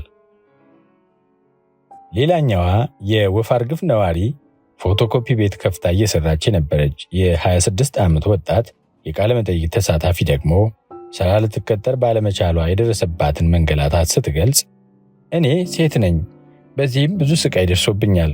12ኛ ክፍል ጨርሼ ውጤት አልመጣልኝ ሲል ትግራይ ባሉ ኮሌጆች መማር ስለማልችል ደብረ ማርቆስ ሄጄ ነው የተማርኩት። ደብረ ማርቆስ ከግል ኮሌጅ በኮምፒውተር ሳይንስ ተመርቄ ወፍ አርግፍ መጣሁና ከዘመድ ተበድሬ ፎቶኮፒና ኮምፒውተር ገዝቼ ከፈትኩኝ። ከዚያም ብዙ የወልቃይት አማራ ስለሚያውቀኝ ወደ እኔ ኮፒ ለማድረግ ሲመጡ ተመለከቱና አዲስ አሰራር ዘረጉ። እኔን ከተከራየሁት ቤት እንድወጣና ማንም ሰው የማይደርስበት ከመስመሩ ውጭ ርቄ እንድሄድ አስገደዱኝ። ከዚያም ከቀበሌ ማዘጋጃ አስተዳደር ፍርድ ቤትና በየመስሪያ ቤቱ ኮፒ ሊያደርጉ የሚመጡ ሰዎችን በየሴክተሩ ፎርም አዘጋጅተው መስመር ላይ ኮፒ ቤት እንዲከፍት ወደ ተመቻቸለት ትግሬ ቤት ሄደው ኮፒ እንዲያደርጉና እንዲያጽፉ ተደረገ። እኔም ስራዬን መቀጠል ስላልቻልኩ ዘግቼ ወጣሁ። ለማንስ አቤት ትላለህ? እነሱ መንግስት አይደሉ? የካቲት 11 2013 ከጠዋቱ 4 ሰዓት ወልቃይት አዲረመጥ ወፍ አርግፍ ኢትዮጵያ የተደረገ ቃለ መጠይቅ። በአጠቃላይ የልማት ፍትሐዊ ተጠቃሚነትን በተመለከተ የተሰበሰቡ መረጃዎችን ስንመለከት በወልቃይት ጠገዴና ጠለምት አካባቢ የብሔር ማንነትን መሰረት ያደረገና ፍትሐዊ ያልሆነ የልማት ስርጭትና ተጠቃሚነት እንደነበር በግልጽ መገንዘብ ይቻላል። ከዚህ ጋር ተያይዞ አክሎግ ቢራራ ህወሓት መንግስት ሆኖ ትኩረት ያደረገው የትግራይን ህዝብ የኢኮኖሚ አቅም በልዩነት መገንባት እንደነበር አብራርተዋል። ትንታኔው የህወሓት ብሔርተኝነት የዜሮ ድምር የእድገት መርህን ተከትሎ የተዛባ የነፍስ ወከፍ ገቢና የተዛባ የልማት ውጤት ማምጣቱን ያሳያል። በማስረጃ ለማስደገፍ ያክል ከ2006 እስከ 2009 ዓ.ም በትግራይ ክልል የተደረገው የኢንቨስትመንት ፍሰት 12.6 ቢሊዮን ብር ሲሆን በአማራ ክልል 2.8 ቢሊዮን ብር ብቻ ነበረ። በተመሳሳይ መልኩ በብዙ የአፍሪካ ሀገራት ብሔርን መሰረት ያደረገ ፖለቲካዊ ስርዓትና ኢኮኖሚያዊ ስርጭት የኢኮኖሚ ልዩነትንና የሀብት መቀራመትን በማምጣት በኢኮኖሚያዊ እድገት ላይ ጉዳት ማስከተሉን ማርቲኒዩሰን 1997 እና አሌሲና ኤንድ ሮድሪክ 1994 በሳይንሳዊ የምርምር ውጤት አረጋግጠዋል። እንዲሁም ብሔርን መሠረት ያደረገ መንግሥት ሥልጣኑን ለማስጠበቅ ፍትሐዊ ባልሆነ የሀብት ክፍፍል የራሱን ብሔሮች ከበርቴ በማድረግ የሥልጣኑ ዘብ እንደሚያደርጋቸው አኪንዴ 2004 እንደ አውሮፓውያን አቆጣጠር በጥናት አረጋግጧል። ሌላው ማክጋፌይ 1991 በሠራው ጥናት የቀድሞዋ ዛይር የአሁኗ ኮንጎ ዲሞክራቲክ ሪፐብሊክ የገዢው መንግሥት ብሔር የሀገሪቱን የማዕድን ሀብት ይመዘብር እንደነበርና የተቃዋሚ ፓርቲ ወገኖች ደግሞ ሲሳደዱና ሲጨቆኑ እንደነበረ ሲያመለክት ኢሎራ 2009 እንደ አውሮፓውያን አቆጣጠር በጥናቱ በአፍሪካ ውስጥ የነበረውና ያለው የብሔር ችግር መሠረቱ ለአንዱ ብሔር ማድላትና ሌሎቹን የመጨቆን ፍላጎት መሆኑን አረጋግጧል። በመሆኑም የእነዚህ ተመራማሪዎች የምርምር ውጤት ከዚህ የጥናት ውጤት ጋር ይመሳሰላል። ሦስተኛ፣ የብድር አገልግሎትና የግብር መጠን ኢፍትሐዊነት። አበዳሪዎች ብድር ለማን ማበደር እንዳለባቸው፣ በምን የወለድ መጠንና በምን ሁኔታ ላይ ማበደር እንዳለባቸው ለመለየት የብድር ውጤቶች ወይንም ክሬዲት ስኮር እንደ መደበኛ መሳሪያ ይጠቀማሉ ተብሎ ቢታሰብም ስፔደር 2010 በብድር ተደራሽነት የዘር ልዩነቶች እንደሚደረጉ ጥናቶች ያሳያሉ። አበዳሪዎች የማበደር ውሳኔዎችን ከተገቢው የብድር ስርዓት ውጭ በሆኑ ጉዳዮች ላይ ሲመሰርቱ የብድር መድሎ ይከሰታል። በመሆኑም ከዚህ ምርምር ዓላማዎች ውስጥ አንዱ ጥናቱ በተካሄደባቸው አካባቢዎች በብሔሮች መካከል ያለውን የብድር አገልግሎትና የግብር ክፍያ አተማመን ፍትሐዊነት ማጥናት ነው። ስለዚህ ከብድር ፍትሐዊነት ጋር በተያያዘ መለኪያ ይሆናሉ ተብለው የተመረጡ 3 ጥያቄዎች፣ ከግብር ጋር በተገናኘ ደግሞ 2 ጥያቄዎች ለጥናቱ ተሳታፊዎች ቀርበውላቸዋል። ከቀረቡላቸው የስምምነት አማራጮችም አንዱን በመምረጥ ሐሳባቸውን እንዲገልጹ ተደርጓል። በዚህ መሠረት የአበዳሪ ተቋማት ብድር አሰጣጥ አዋጭነትና ብድር የመመለስ አቅምን እንጂ ብሔርን መሠረት ያደረገ አልነበረም ለሚለው ጥያቄ 76% የሚሆኑት ተሳታፊዎች አንስማማም በማለት መልሰዋል። ከአበዳሪ ተቋማት መካከል ጥቃቅንና አነስተኛ የብድር ተቋማት አነስተኛ የብድር አገልግሎት የሚፈልጉና በቁጥር ብዙ የማህበረሰብ ክፍሎችን የገንዘብ እጥረት በመቅረፍ ከፍተኛ ሚና እንዳላቸው ይታወቃል። በመሆኑም ለምርምሩ ተሳታፊዎች ጥቃቅንና አነስተኛ አበዳሪ ተቋማት ያለ ብሔር ልዩነት እኩል የብድር አገልግሎት ይሰጡ ነበረ የሚል ጥያቄ ቀርቦላቸው 82% የሚሆኑት ተሳታፊዎች አንስማማም የሚል ምላሽ ሰጥተዋል። ይህም ጥቃቅንና አነስተኛ የብድር ተቋማት ከብሔር ማንነት የጸዳ የብድር አገልግሎት አይሰጡም የሚል እምነት በማህበረሰቡ ዘንድ እንደዳበረና ፍትሐዊ የሆነ የብድር አገልግሎት እንዳልነበር ያመለክታል። ከአካባቢው ወጣቶች ፍትሐዊ የብድር አገልግሎት ተጠቃሚነት ጋር በተያያዘ አብዛኛዎቹ ተሳታፊዎች ማለትም 56% የሚሆኑት ለወጣቶች የሚሰጥ የብድር አገልግሎትም ማንነትን መሠረት ባደረገ መንገድ ይሰጥ ነበር ብለው እንደሚያምኑና በወጣቶች መካከል ፍትሐዊ የብድር ተጠቃሚነት እንዳልነበረ መረጃው ያሳያል። ተሳታፊዎቹ ለሁሉም ጥያቄዎች የሰጡትን መልስ ጠቅለል አድርገን ስንመለከት ጥናቱ በተካሄደባቸው አካባቢዎች ፍትሐዊ የሆነ የብድር አገልግሎት እንዳልነበረ መገንዘብ ይቻላል። ሌላው የምርምሩ ትኩረት ከግብር ፍትሐዊነት ጋር የሚገናኝ ሲሆን በግብር አከፋፈል ስርዓት ውስጥ ተመሳሳይ ገቢ ላላቸው ግብር ከፋዮች ተመሳሳይ የግብር መጠን ማስከፈል ወይንም ሆሪዞንታል ኢኩዊቲ እና የተሻለ ገቢ ያላቸውን ግብር ከፋዮች ከፍ ያለ ግብር ማስከፈል ወይንም ቨርቲካል ኢኩዊቲ ዋናዎቹ የግብር አከፋፈል ዘዴዎች ናቸው። ሆን ተብሎም ሆነ በስህተት ወይንም በመረጃ ችግር ተመሳሳይ ገቢ ያላቸው ግብር ከፋዮች የተለያየ የግብር መጠን፣ የተለያየ ገቢ ያላቸው ግብር ከፋዮች ደግሞ ተመሳሳይ የግብር መጠን እንዲከፍሉ የሚደረግበት ሁኔታ ሊኖር ይችላል። ዜጎች በብሔር ማንነታቸው ምክንያት ፍትሐዊ ያልሆነ ግብር እንዲከፍሉ የሚደረግበትም ሁኔታ አለ። በመሆኑም ጥናቱ በተደረገባቸው ቦታዎች ተመሳሳይ ችግር መኖሩንና አለመኖሩን ማየት የዚህ ጥናት አንዱ ዓላማ ስለነበር ይህንን ሁኔታ ለመረዳት የሚያስችሉ 2 ጥያቄዎች ለተሳታፊዎቹ ቀርበውላቸዋል። የመጀመሪያው ጥያቄ ተመሳሳይ ገቢ ያላቸው ግብር ከፋዮች በማንነታቸው ምክንያት የተለያየ የግብር መጠን ይከፍሉ ነበር የሚል ሲሆን የተሰበሰበው መረጃ እንደሚያሳየው አብዛኛዎቹ መላሾች በዚህ ሐሳብ እንደማይስማሙ ገልጸዋል። በአጠቃላይ የብድር አሰጣጥ ስርዓትና የግብር አከፋፈል ፍትሐዊነትን በተመለከተ የተሳታፊዎች ምላሽ በግራፍ 6 ተመላክቷል። የጽሑፍ መጠይቅ ምላሾችን ለማጠናከር የቃለ መጠይቅ ቁልፍ መረጃ ሰጪ ምላሽ እንዲሰጡ ተደርገዋል። የቃለ መጠይቁ ተሳታፊዎች በርካታ ቢሆኑም የአብዛኛዎቹ ምላሽ ተመሳሳይና ድግግሞሽ ያለው በመሆኑ በዚህ ጥናት የሁሉንም ሐሳብ ይወክላል ተብሎ የታመነበት የተወሰኑ ተሳታፊዎች ምላሽ በቀጥታ እንዳለ እንዲቀመጥ ተደርጓል። በዚህ መሰረት አንድ የ45 ዓመት ጎልማሳ ኢንቨስተር የቃለ መጠይቁ ተሳታፊ የግብር አከፋፈል ስርዓቱን በተመለከተ በሚከተለው መልኩ ምላሽ ሰጥቷል። አማራ ነኝ ካልክ መሬት ትነጠቃለህ። ግብር ከመጠን በላይ ይጣልብሃል። ሲጀመር ኢንቨስትመንት ፈቃድ አይሰጠንም። ከተሰጠን እንኳ በስህተት ያገኙ ሰዎች ካሉ ግብር እያበዙ ከሥራ ውጪ ነው የሚያደርጓቸው። የካቲት 24 2013 ከጠዋቱ 4 ሰዓት ሁመራ ኢትዮጵያ የተደረገ ቃለ መጠይቅ። ሌላኛው የ50 ዓመት ኢንቨስተር የቃለ መጠይቁ ተሳታፊም እንዲህ ብለዋል። ንግዱን በአንድ ዓመት እንድታቆም ነው የሚያደርጉት። መጀመሪያ አካባቢ እኩል ዕድል ይሰጥ ነበር። ነገር ግን እኛ እየበረታን ስንሄድ ከፍተኛ ግብር በመጣል እንድናቆም ተደረግን። እኔ ሁመራ ላይ 875 ካሬ ሜትር ቦታ አለኝ። ካርታ አውጥቼ እየሰራው ነበር። ነገር ግን በከፍተኛ ግብር ምክንያት ሥራ አቆምኩ። የነዳጅ ማደያ ማህበር በህብረት አውጥተን በግብር ምክንያት እንዲቆም ተደረገ። የካቲት 24 2013 ከጠዋቱ 4 ሰዓት ሁመራ ኢትዮጵያ የተደረገ ቃለ መጠይቅ። በመሆኑም የሁሉም ቃለ መጠይቅ ተሳታፊዎች ምላሽ ከጽሑፍ መጠይቁ በተቃራኒ የግብር አከፋፈል ስርዓቱ የብሔር ማንነትን መሰረት ባደረገ መልኩ ይተገበር እንደነበረ ያመለክታል። በዚህም የአማራ ብሔር ማንነት ያላቸው ዜጎች በተለየ ሁኔታ የጥቃቱ ሰለባ እንደነበሩ ገልጸዋል።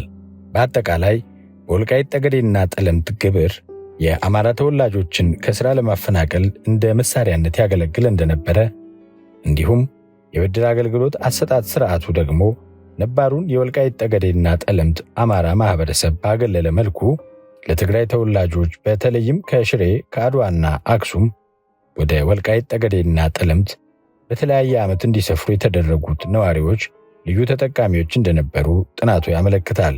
ይህ የብድር አሰጣጥና የግብር አከፋፈል ስርዓት የዜጎች ዋነኛ የኢኮኖሚ ጭቆና መፈጸሚያ መሳሪያ ነበረ። የዚህን ጥናት ውጤት በሚያረጋግጥ መልኩ ሙነል እንደ አውሮፓውያን አቆጣጠር በ1996 ዓ.ም የ1991 ሆም ሞርትጌጅ ዲስክሎዥር አክት መረጃ በመጠቀም በተገኘው የጥናት ውጤት ቦስተን ውስጥ የሚኖሩ 82% ጥቁርና ሂስፓኒክ የዘር ግንድ ያላቸው የቤት ብድር አመልካቾች ማመልከቻቸው ውድቅ ተደርጎ ለተመሳሳይ ነጭ አመልካቾች ይሰጥ ነበር። ሮስ ኤንድ ይንገር 2002 እንደ አውሮፓውያን አቆጣጠር በተጨማሪም ጥቁር ተበዳሪዎች ከነጭ አንጻር ብድር መነፈግ ብቻ ሳይሆን ከአበዳሪ ተቋሙ ኃላፊ ብዙ ሰዓት በመቆየት መረጃ መውሰድ አይችሉም፣ እንዲሁም ከፍተኛ የብድር ወለድ ይጣልባቸው ነበር። አራተኛ ልዩ ልዩ ማህበራዊና ኢኮኖሚያዊ ጉዳዮች። በልዩ ልዩ ማህበራዊ ኢኮኖሚያዊና አስተዳደራዊ ጉዳዮች ላይ ፍትሃዊ በሆነ መልኩ ንቁ ተሳትፎ ማድረግ ፍትሃዊ የኢኮኖሚ ተጠቃሚነትን ለማረጋገጥ ሁነኛ መንገድ ነው። በዚህም መሰረት በወልቃይት ጠገዴና ጠለምት አካባቢ የአመራርነት ተሳትፎ፣ ማህበራዊ አገልግሎትና የኮሚቴ ሥራዎች ተሳትፎ ፍትሃዊነትን አስመልክቶ ለተነሱ ጥያቄዎች አብዛኛዎቹ ማለትም 93%፣ 87%እና 88% የሚሆኑት ምላሾች በቅደም ተከተላቸው ኢፍትሃዊ ተሳትፎ መኖሩን ገልጸዋል። በዜጎች መካከል ጤናማ የሆነ የተፈጥሮ ሀብት ክፍፍል መኖሩ ለፍትሃዊ ኢኮኖሚያዊ ተጠቃሚነት መረጋገጥ ዋና አመላካች መሆኑን የተለያዩ ጥናቶች ያመለክታሉ። ስለሆነም ይህ ጥናት በተካሄደባቸው ቦታዎች በብሔሮች መካከል የነበረውን የተፈጥሮ ሀብት ክፍፍል ነባራዊ ቅርጽና ይዘት ምን ይመስል እንደነበረ ተዳሷል። ይህንም ዳሰሳ ለማድረግ የመሬት ማዕድናት፣ ደን ወዘተ ክፍፍልና አጠቃቀምን እንደ መለኪያ በመውሰድ ለቀረበው ጥያቄ ከተሳታፊዎች መካከል አብዛኛዎቹ የጥናቱ ተሳታፊዎች 81 በመቶ የሚሆኑት ኢፍትሐዊ የሆነ የተፈጥሮ ሀብት አጠቃቀም መኖሩን አመላክተዋል። ከዚህ ጋር ተያያዥ በሆነ መልኩ በነበረ የቡድን ውይይት ውስጥ ከተነሳው መካከል አንድ የ85 ዓመት የዕድሜ ባለጸጋ የነበረውን ሁኔታ እንዲገልጹታል። በአባቶቼና አያቶቼ ዕድሜ ያለው እውነታ የወልቃይት አማራ ለሌሎች የሚተርፍ ሀብት ያለው ከትግራይ አካባቢ በበጋ ወቅት ሥራ ፍለጋ የሚመጡም ጥሩ ሰርተው የሚሄዱበት ነበር። ይህን የዘመናት እውነታ ግን ህወሓት የሚባል ድርጅት በእኛ ላይ ወረራ በመፈጸም ሀብት ንብረታችን ዘርፈው ወደ ሀገራቸው ወደ ትግራይ ጭነው ወሰዱት። በእኛም ላይ ትውልድ ይቅር የማይለው ከፋሽስት ብዙ እጥፍ ግፍ ፈጸሙ። የወልቃይትና ጠገዴ አማራ ተነቅሎ እንዲሄድ ህወሓት በስልት ነው የሠራው። አንተ የፈለገ ጻድቅና መስኪን ሰው ብትሆንም ከነሱ ጋር የመኖር ዕድል የለህም። ጥሩም ብትሠራ መጥፎ የሚያስቀምጥህ አታገኝም። ነገር ሲፈልጉህ ስብሰባ ይጠሩሃል። ከቀረህ ምንም አያሻማም፣ መንግሥትን ንቆ ስብሰባ ስለቀረ ብለው ያስሩህና በሌለበት ቤትህ ገብተው ንብረትህን ይዘርፉሃል። በመጨረሻም ወይ ይገሉሃል፣ ካልበለዚያ ይፈቱህና ቦታውን ለቀህ እንድትጠፋ ያደርጉሃል። ስብሰባ በቅንነት ብትገባ ስብሰባ ላይ በማይጠቅም ጉዳይ እየዘበዘቡ ተናገር ይሉሃል። ዝም ካልክ ምን አስበህ ነው የማትናገር በማለት ማታ ሰላይ ይልኩብህና በመንግሥት ላይ እያሴርክ መሆኑ ተደርሶበታል፣ ይህም ቦታ ለቀ ጥፋ ይሉሃል።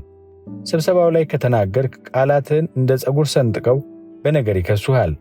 ህወሓት እንደ ድርጅት አባላት ሁሉም ተመካክሮ እንደሚሠራ የምታውቀው አንተን አንዱ ትግሬ ታጣቂ ያለምንም ጥፋት ይዞ ወደ ጣቢያ ወይም ቀበሌ ከወሰደ ከዚያ ያለ አንዱ ካድሬ አመጣኸው እሱም ወንበዴ ይላል። ሌላኛው ቀበል አድርጎ እሱማ ዋናው ትዕቢተኛ አማራ ነው በለው ሲል፣ ሌላኛው ደግሞ ይህን የተጋሩ ጠላት ዛሬ በየት አገኘኸው ዋጋውን ስጡትማ ይላል። ሌላ ደግሞ ሲመጣ አንተ ዛሬም እብሪቱ አልለቀቀህም፣ ነገሩ አንተ ምን ታደርግ የትግራዋይ ልጅ ታግሎ ከደርግ ባርነት ነፃ ወጣህና ጠጋ ባላስቀምጠህ አለ ይልሃል።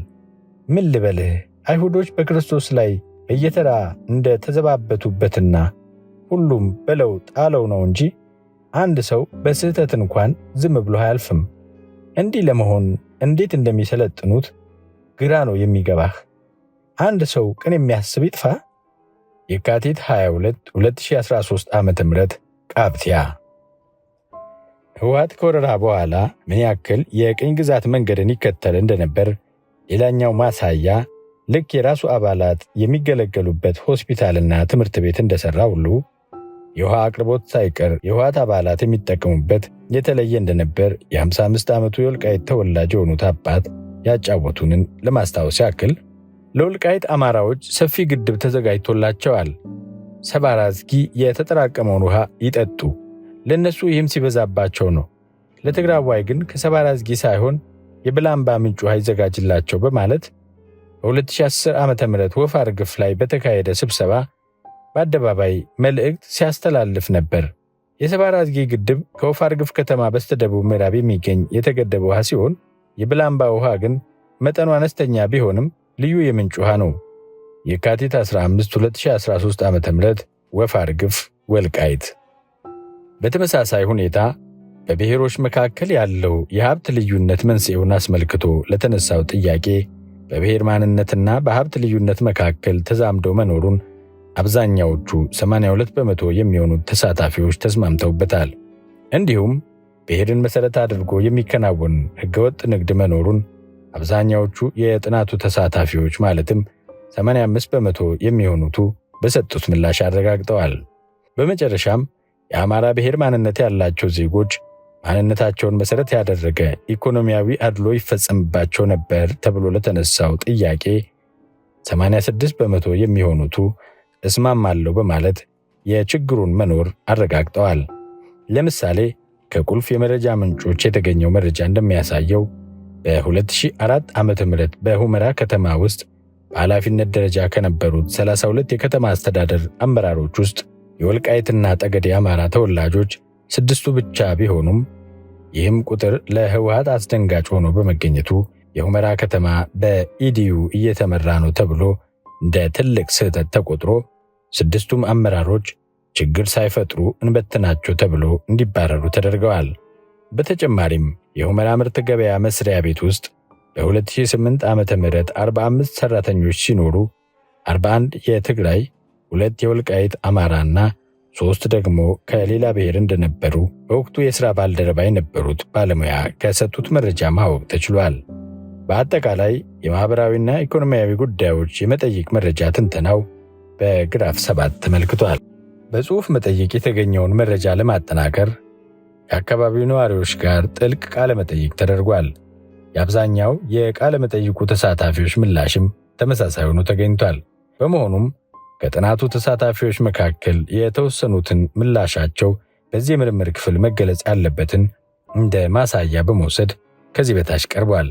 በዚህ መሠረት አንድ የ60 ዓመት አዛውንት አርሶ አደር የቃለ መጠይቁ ተሳታፊ ሲገልጹ ለነባሩ የወልቃይት ሕዝብ የንግድ ተቋማት፣ መሠረተ ልማት፣ ትራንስፖርት አገልግሎት፣ ዘመናዊ ግብርና ሥራ፣ የውሃ ልማት፣ ትምህርትና የጤና ተቋማት የማይታሰቡ ነበሩ።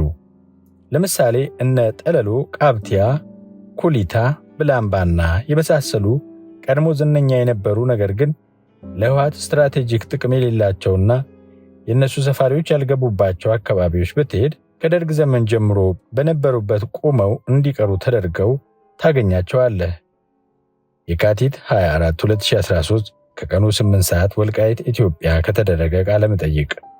ሌላኛው የሁመራ ነዋሪ የሆነ 35 ዓመቱ ጎልማሳ የመንግሥት ሠራተኛ የነበረውን የኢኮኖሚ አሻጥር እንዲህ ይገልጸዋል። የህወሓት ታጋዮች ግብር እንኳን አይከፍሉም። ሰፋፊ መሬት ይዘዋል። ኮንትሮባንድ ይነግዳሉ። የወልቃይት ሕዝብ በግብር ተማሮ መሬቱን ለህወሓት ካድሬዎች በርካሽ እያከራየ መሰደድ ጀመረ። በቂ ብድር ለትግራይ ሕዝብ ይመቻችላቸዋል። ለወልቃይት አማራ ሕዝብ ግን አይታሰብም። ልማት አይደረግም። ቋሚ ልማት የሚያካሂዱት አገራቸው ትግራይ ነው። ነገር ግን የገቢ ምንጫቸው ደግሞ ወልቃይት ጠገዴ የአማራው ምድር ነበር። ለወልቃይት ሕዝብ ተብሎ የተሰራ ልማት አልነበረም። ለነሱ የመዝረፊያ መስመር እንጂ።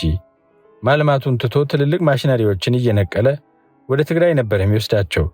ህወሓት እኮ ወፍጮ ነቅሎ የሚወስድ ድርጅት ነው። በኃይለ ሥላሴ ዘመነ መንግሥት ወልቃይት ላይ የነበሩ ትልልቅ ማደያዎችን ጭምር ነቅሎ የወሰደ ነው። የካቲት 26 2013 ከቀኑ 8 ሰዓት ሁመራ ኢትዮጵያ የተደረገ ቃለ መጠይቅ።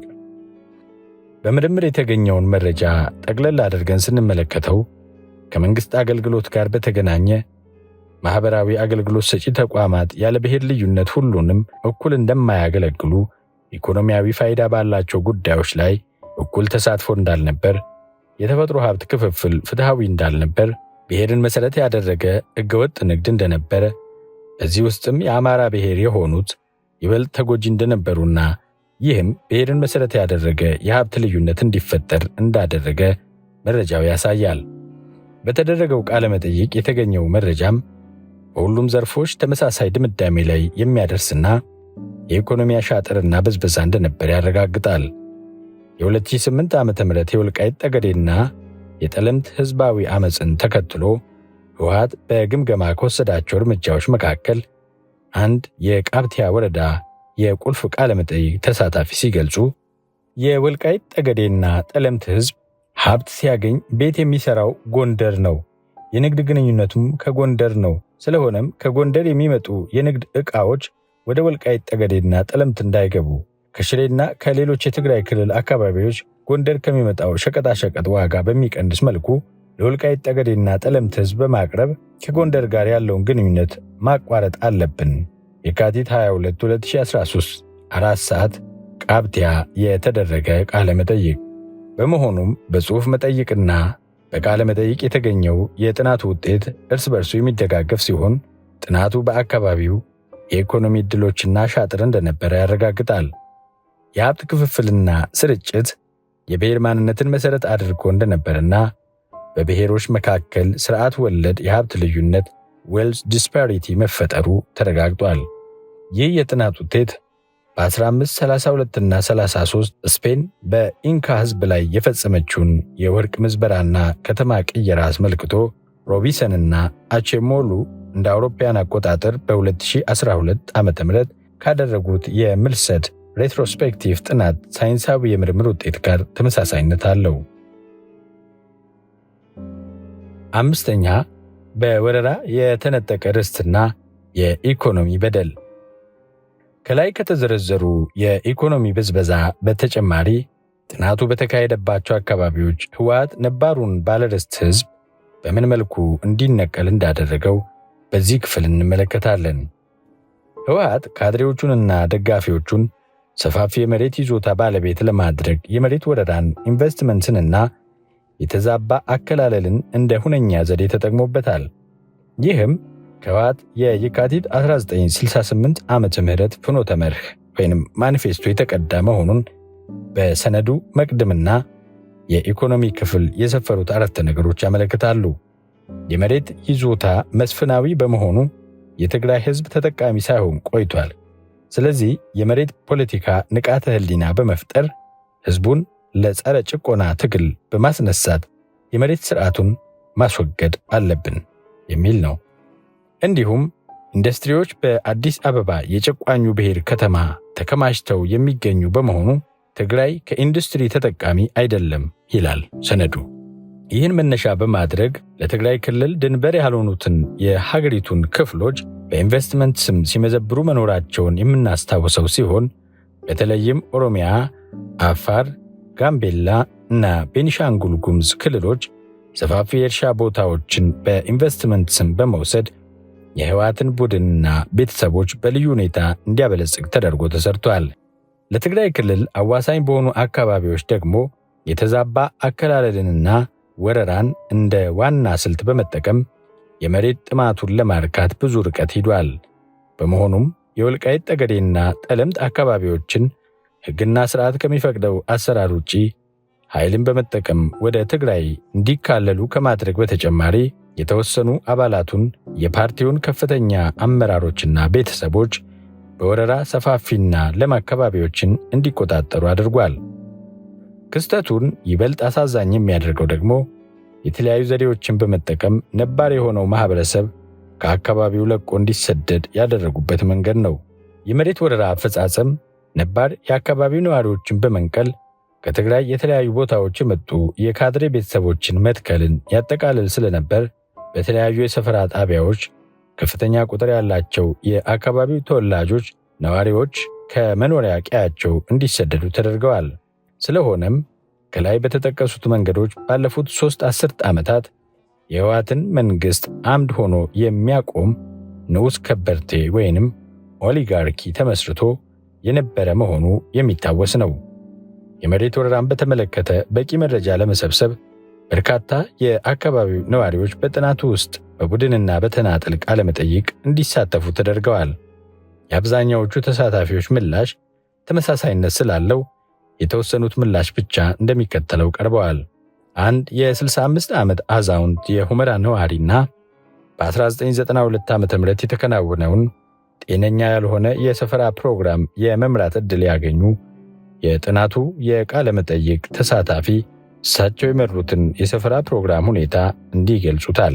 በ1992 ዓ.ም ህወሓት በወልቃይትና ጠገዴ ላይ ወረራ ሲፈጽም መሬቱን ለመገመድ ኮሚቴ ሲቋቋም አንዱ ሆኜ የተመረጥኩኝና በአከር ላይ መሬት ገመድን ወይንም ለካን።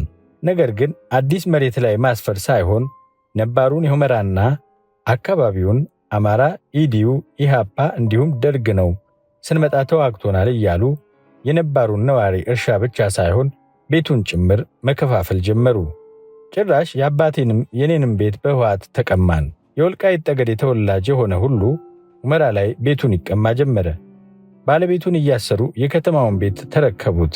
የተወሰኑ ነዋሪዎች ሲገደሉና ተኩስ ሲነሳ በርካታ ሰው ፈርቶ ወደ ጎንደርና አጎራባች ወረዳ ተሳደደ። ከሁመራ ውጪ በሽግልል፣ አይዶላ፣ ትርካን፣ ሩዋሳ፣ ወይናት፣ አምባጋላ፣ በረከት፣ ማይካድራ ወዘተ ቦታዎችን በሙሉ ወረሯቸው። ከዚያም አዲስ መታወቂያ አዘጋጁና ለራሳቸው ወራሪ ካድሬዎች እያደሉ ከኛ ወገን በጣም ጥቂት ተላላኪ የሆኑትን ብቻ እየሰጡ ሌላውን አብዛኛውን ወንድ አባረሩት። እነሱ ግን እጅግ ሰፋፊ መሬቶችን ተከፋፍለው ማረስ ጀመሩ። የእርሻ ትራክተሮችንም ተረከቡ። ትልልቅ የእርሻ ቦታ ለምሳሌ ወልደ አብ፣ ሴንትራል፣ ሕይወት እርሻ፣ የቀድሞው ባናት እያሉ ስም ያወጡለት ሰፋፊ የእርሻ ቦታ ነው። ዋና ዋናውን መሬት ለህወሓት ካድሬዎችና ለድርጅቱ ኢፈርት አከፋፈሉት። የካቲት 15 2013 ከጠዋቱ 3 ሰዓት ሁመራ ኢትዮጵያ ከተደረገ ቃለ መጠይቅ በህወሓት አምባገነን ባህሪ ተፈናቅለው ወደ ሱዳን ሄደው በኋላም ጎንደርና አዲስ አበባ ይኖሩ የነበሩ የ48 ዓመት ጎልማሳ ከወራሪው መውጣት በኋላ ወደ ሁመራ የተመለሱትና በአናት ላይ የአባታቸው ሰፊ መሬት ተነጥቀው ለህይወት እርሻ ወይንም ለስብሃት ነጋ መሰጠቱን እንዲህ ይገልጻሉ።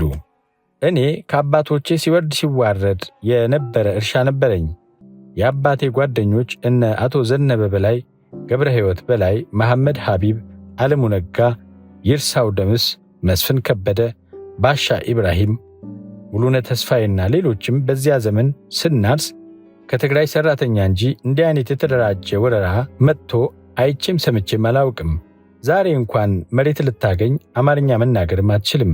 በ1984 ዓ.ም ግን ደርግን ስናማርር የባሱትን አመጣብንና በራሳችን ርስት አሳደዱን፣ ገደሉን። ባናት የኛ እርሻ ነው። ይህን እውነታ ሁመራ በለው፣ ጠገዴ በለው፣ አርማጭሆ በለው፣ ጎንደር በለው ብትጠይቅ ይነግሩሃል። የእረኞችም ዘፈን ሳይቀር እንደ ልብ በልቶ እንደ ልብ ማራት የዓለሙ ነጋ እርሻ እንዴት ነው ባናት ነው የሚባለው። ዓለሙ ነጋ ከኔ አባት ቀጥሎ ባናት አካባቢ ሰፊ እርሻ የነበረው ነው። የወልቃይት ሸሪካ እና የወልቃይት ሰቲት ሁመራ ገበሬዎች ኅብረት ሥራ ማኅበርም እንዲሁ በወረራ ተወስዶ ለህወሓት ተሰጥቷል። እውነቱን ስንነጋገር ህወሓቶች ሰፈራ አላካሄዱም፣ ወረራ እንጂ። የካቲት 28 2013 ከቀኑ 8 ሰዓት ሁመራ ኢትዮጵያ ከተደረገ ቃለ መጠይቅ በዚህ ወረራ የተሰራውን የመሬት ነጠቃና ማፈናቀል በ1960ዎቹ የወልቃይት ሰቲት ሁመራ ገበሬዎች ኅብረት ሥራ ማኅበር ሲሰራበት የኖረ መሆኑን በሚጠቀሙበት የሰሊጥ መቀበያ ደረሰኝ ማረጋገጥ የሚቻል ሲሆን በ1984 ዓ.ም ግን ይህን የገበሬዎች ማኅበር አፍርሶ የህወሓት የድርጅት ክንፍ የነበረው ሕይወት እርሻ በጉልበት ይዞት እንደነበር ያሳያል። ምስል 43 ህወሓት ከገበሬዎች የነጠቀው የእርሻ ማኅበር የወልቃይት ሰቲት ሁመራ ገበሬዎች ኅብረት ሥራ ማኅበር ሰሊጥ መቀበያ ደረሰኝ እና የሕይወት እርሻ ሜካናይዜሽን ደረሰኝ በግራና በቀኝ። ሌላኛው የመጠይቁ ተሳታፊ የ45 ዓመት ጎልማሳ ኢንቨስተር ደግሞ ሰፈራንና የመሬት ወረራ የታላቋ ትግራይ ምስረታ ዓላማ ማስፈጸሚያ መሆኑን እንደሚከተለው ገልጸውታል። ህወሓት መሬቱን የፈለገው ታላቋን ትግራይ ለመመስረት ነው። ወራሪዎቹ ከመጀመሪያ ጀምሮ በእኛ ላይ ጥላቻ ተሰርቶባቸዋል። በሙሉ ወንዶችና የታጠቁ ነበሩ። ለእኛ ግን ትጥቅ የሚባል የማይታሰብ ነበር። በቁጥር ትንሽ ብንሆንም ከነበረን መሬት ላይ ቆርሰው ትተውልን ነበር። የእነሱ ሚሊሻዎች እኛ ላይ ሰላዮች ናቸው። የእርሻ ካምፓችን ውስጥ ገብተው የፈለጉትን ነገር ያደርጋሉ፣ ይፈትሻሉ፣ ምን እንደሚሰራ ያውቃሉ። የየቀን ሪፖርት የሚሰጣቸውም ነበር። የካቲት 15 2013 ከቀኑ 8 ሰዓት ሁመራ ኢትዮጵያ ከተደረገ ቃለ መጠይቅ በተመሳሳይ ሁኔታ የ40 ዓመት ጎልማሳ ኢንቨስተር የቃለ መጠይቁ ተሳታፊ ጉዳዩን በተመለከተ በሰጡት ምላሽ እነዚህ ሰፈራዎች ከኛ ትልቅ ጥላቻቸው ይህች መሬት ናት። ከሚገርምህ 2012 ዓ.ም መሬት እንደገና እንዲተዳደር ብለው ለውጡ እየገፋ ሲመጣ መሬቱ ሸንሸን ተብሎ ማይሰገን ማሃር ወይንም ምርታማ ካልሆኑ ቦታዎች የነበሩ ትግሬዎች እዚህ የቆላ እህል የሚያበቅል ጥሩ መሬት አምጥተው ሰጧቸው። ለወልቃይት ጠገዴ አማራ ሕዝብ ግን ማይሰገን ማሃር የሽፍታ ቦታ፣ እህል የማያበቅል ትርፍ የሌለው፣ በእነሱ የትርፍ ክፍያና የመሬት ኪራይ እንኳን እሱን ከፍለ ለሻይ የማታገኝበት ነበር፣ እንኳን ልጆችን ልታስተዳድርበት። እኛ ግን የምንኖረው በግና ከብት በማርባት ነው። ክረምት ተራራ ላይ እንሰቅላቸዋለን፣ በጋ ወደዚያች ማሳችን እናወርዳቸዋለን። 100 በግ ካለህ 100 ይወለዳል። ያን እየሸጥክ ትተዳደራለህ። የመሬት ኪራይ አልበቃን ሲለን ከከብቶቹ ሽያጭ ነው የምናሟላው። እነሱ ግን ከሄክታር 8 እስከ 10 ኩንታል ሰሊጥ የሚሰጥ መሬት ይሰጣቸዋል። ወለድ መክፈል የማንችልበት መሬት ነው የተሰጠን። ወለዱ እየቀጠለ የማንከፍልበት ደረጃ ደርሰናል። ሳንከፍለው ጦርነቱ ተጀምሯል። እኔ ራሴ አሁን የ1,800,000 ብር ባለዕዳ ነኝ። ምክንያቱም የምናስገባው ገቢና የምናወጣው ወጪ ስለማይመጣጠን። በዚያ ልክ ደግሞ ወለዱን በጊዜው ካልከፈልክ ወደ ከፍተኛ ወለድ ነው የሚያድገው። የካቲት 16 2013 ከጠዋቱ 3 ሰዓት ሁመራ ኢትዮጵያ ከተደረገ ቃለ መጠይቅ። በተጨማሪም ወረራው ነባሩን ሕዝብ በኢኮኖሚ ለማዳከም ብሎም ለማጥፋት ታስቦ መደረጉን በቃለ መጠይቁ የተሳተፉ የ43 ዓመት ጎልማሳ መምህር እንዲህ ይገልጻሉ። እነዚህ ሰዎች የህወሓት ባለሥልጣናት የወልቃይት ጠገዴን ሕዝብ አጥፍተው መሬቱን ለመያዝ ነበረ ዓላማቸው። ነጋዴው ከንግድ ሥራ ውጭ እንዲሆን፣ ገበሬው ከግብርና ሥራ ውጭ እንዲሆን በማድረግ በተለያዩ ተጽዕኖ ግብር በማብዛት አድሎ በማድረግ ማዳበሪያ ወቅቱን አሳልፎ በማቅረብና በግዳጅ እንዲወስዱት በማድረግ ሌላው ተበሳጭቶ ተፈናቅሎ እንዲሄድና እንዲሳደድ ብዙ ተጫውተዋል። ወደ ሱዳን በብዛት እንዲሰደድ፣ ሌላው ኢትዮጵያ ውስጥ በተለያዩ ክልሎች ሄዶ እንዲሰፍር ተገዷል። አቅም ያላቸው ገበሬዎች አሁን የምታገኟቸው ጋምቤላና ቤንሻንጉል ነው። እዚህ መሬት አንሰጣችሁም ብለዋቸው ከነበሩት ኢንቨስተር ገበሬዎች ውስጥ አንደኛውን 700 ሄክታር መሬት ቀምተውት የህወሓት ደጋፊ ለሆኑ ትግሬዎች ተሰጠ። እሱ ወደ ድህነት እንዲገባ ተደረገ። የካቲት 3 2013 ከቀኑ 8 ሰዓት ሁመራ ኢትዮጵያ ከተደረገ ቃለ መጠይቅ። ሌላኛው የህወሓት የወልቃይት ጠገዴ አካባቢን መሬት ወረራ በተመለከተ የቁልፍ መረጃ መጠይቅ ተሳታፊ የሆኑትና የባለ ታሪኩ የማሞ ደስታ አብሮ አደግና በአሁኑ ሰዓት ዳንሻ ከተማ በንግድ ሥራ እየተዳደሩ ያሉ የ58 ዓመት ጎልማሳ እንዲህ ይናገራሉ።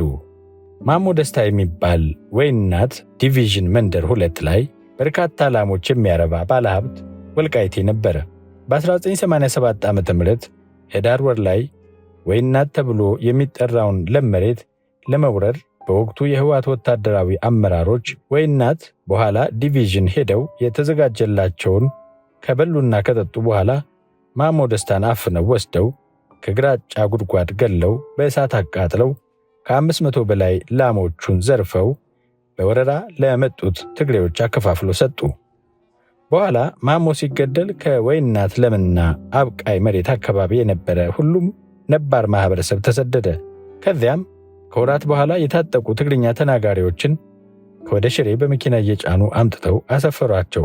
ከዚያን ጊዜ ጀምረው በየዓመቱ ነባሩን ሕዝብ እያፈናቀሉ የትግራይ ተወላጆችን እያመጡ እጅግ ሰፊውን የወልቃይት ጠገዴ መሬት ከባለርስቱ ነጥቀው ወሰዱት።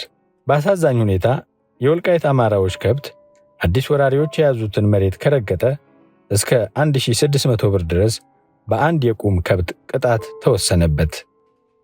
መጋቢት 24 2013 ዓ.ም ከቀኑ 8 ሰዓት ዳንሻ ኢትዮጵያ ከተደረገ ቃለ መጠይቅ።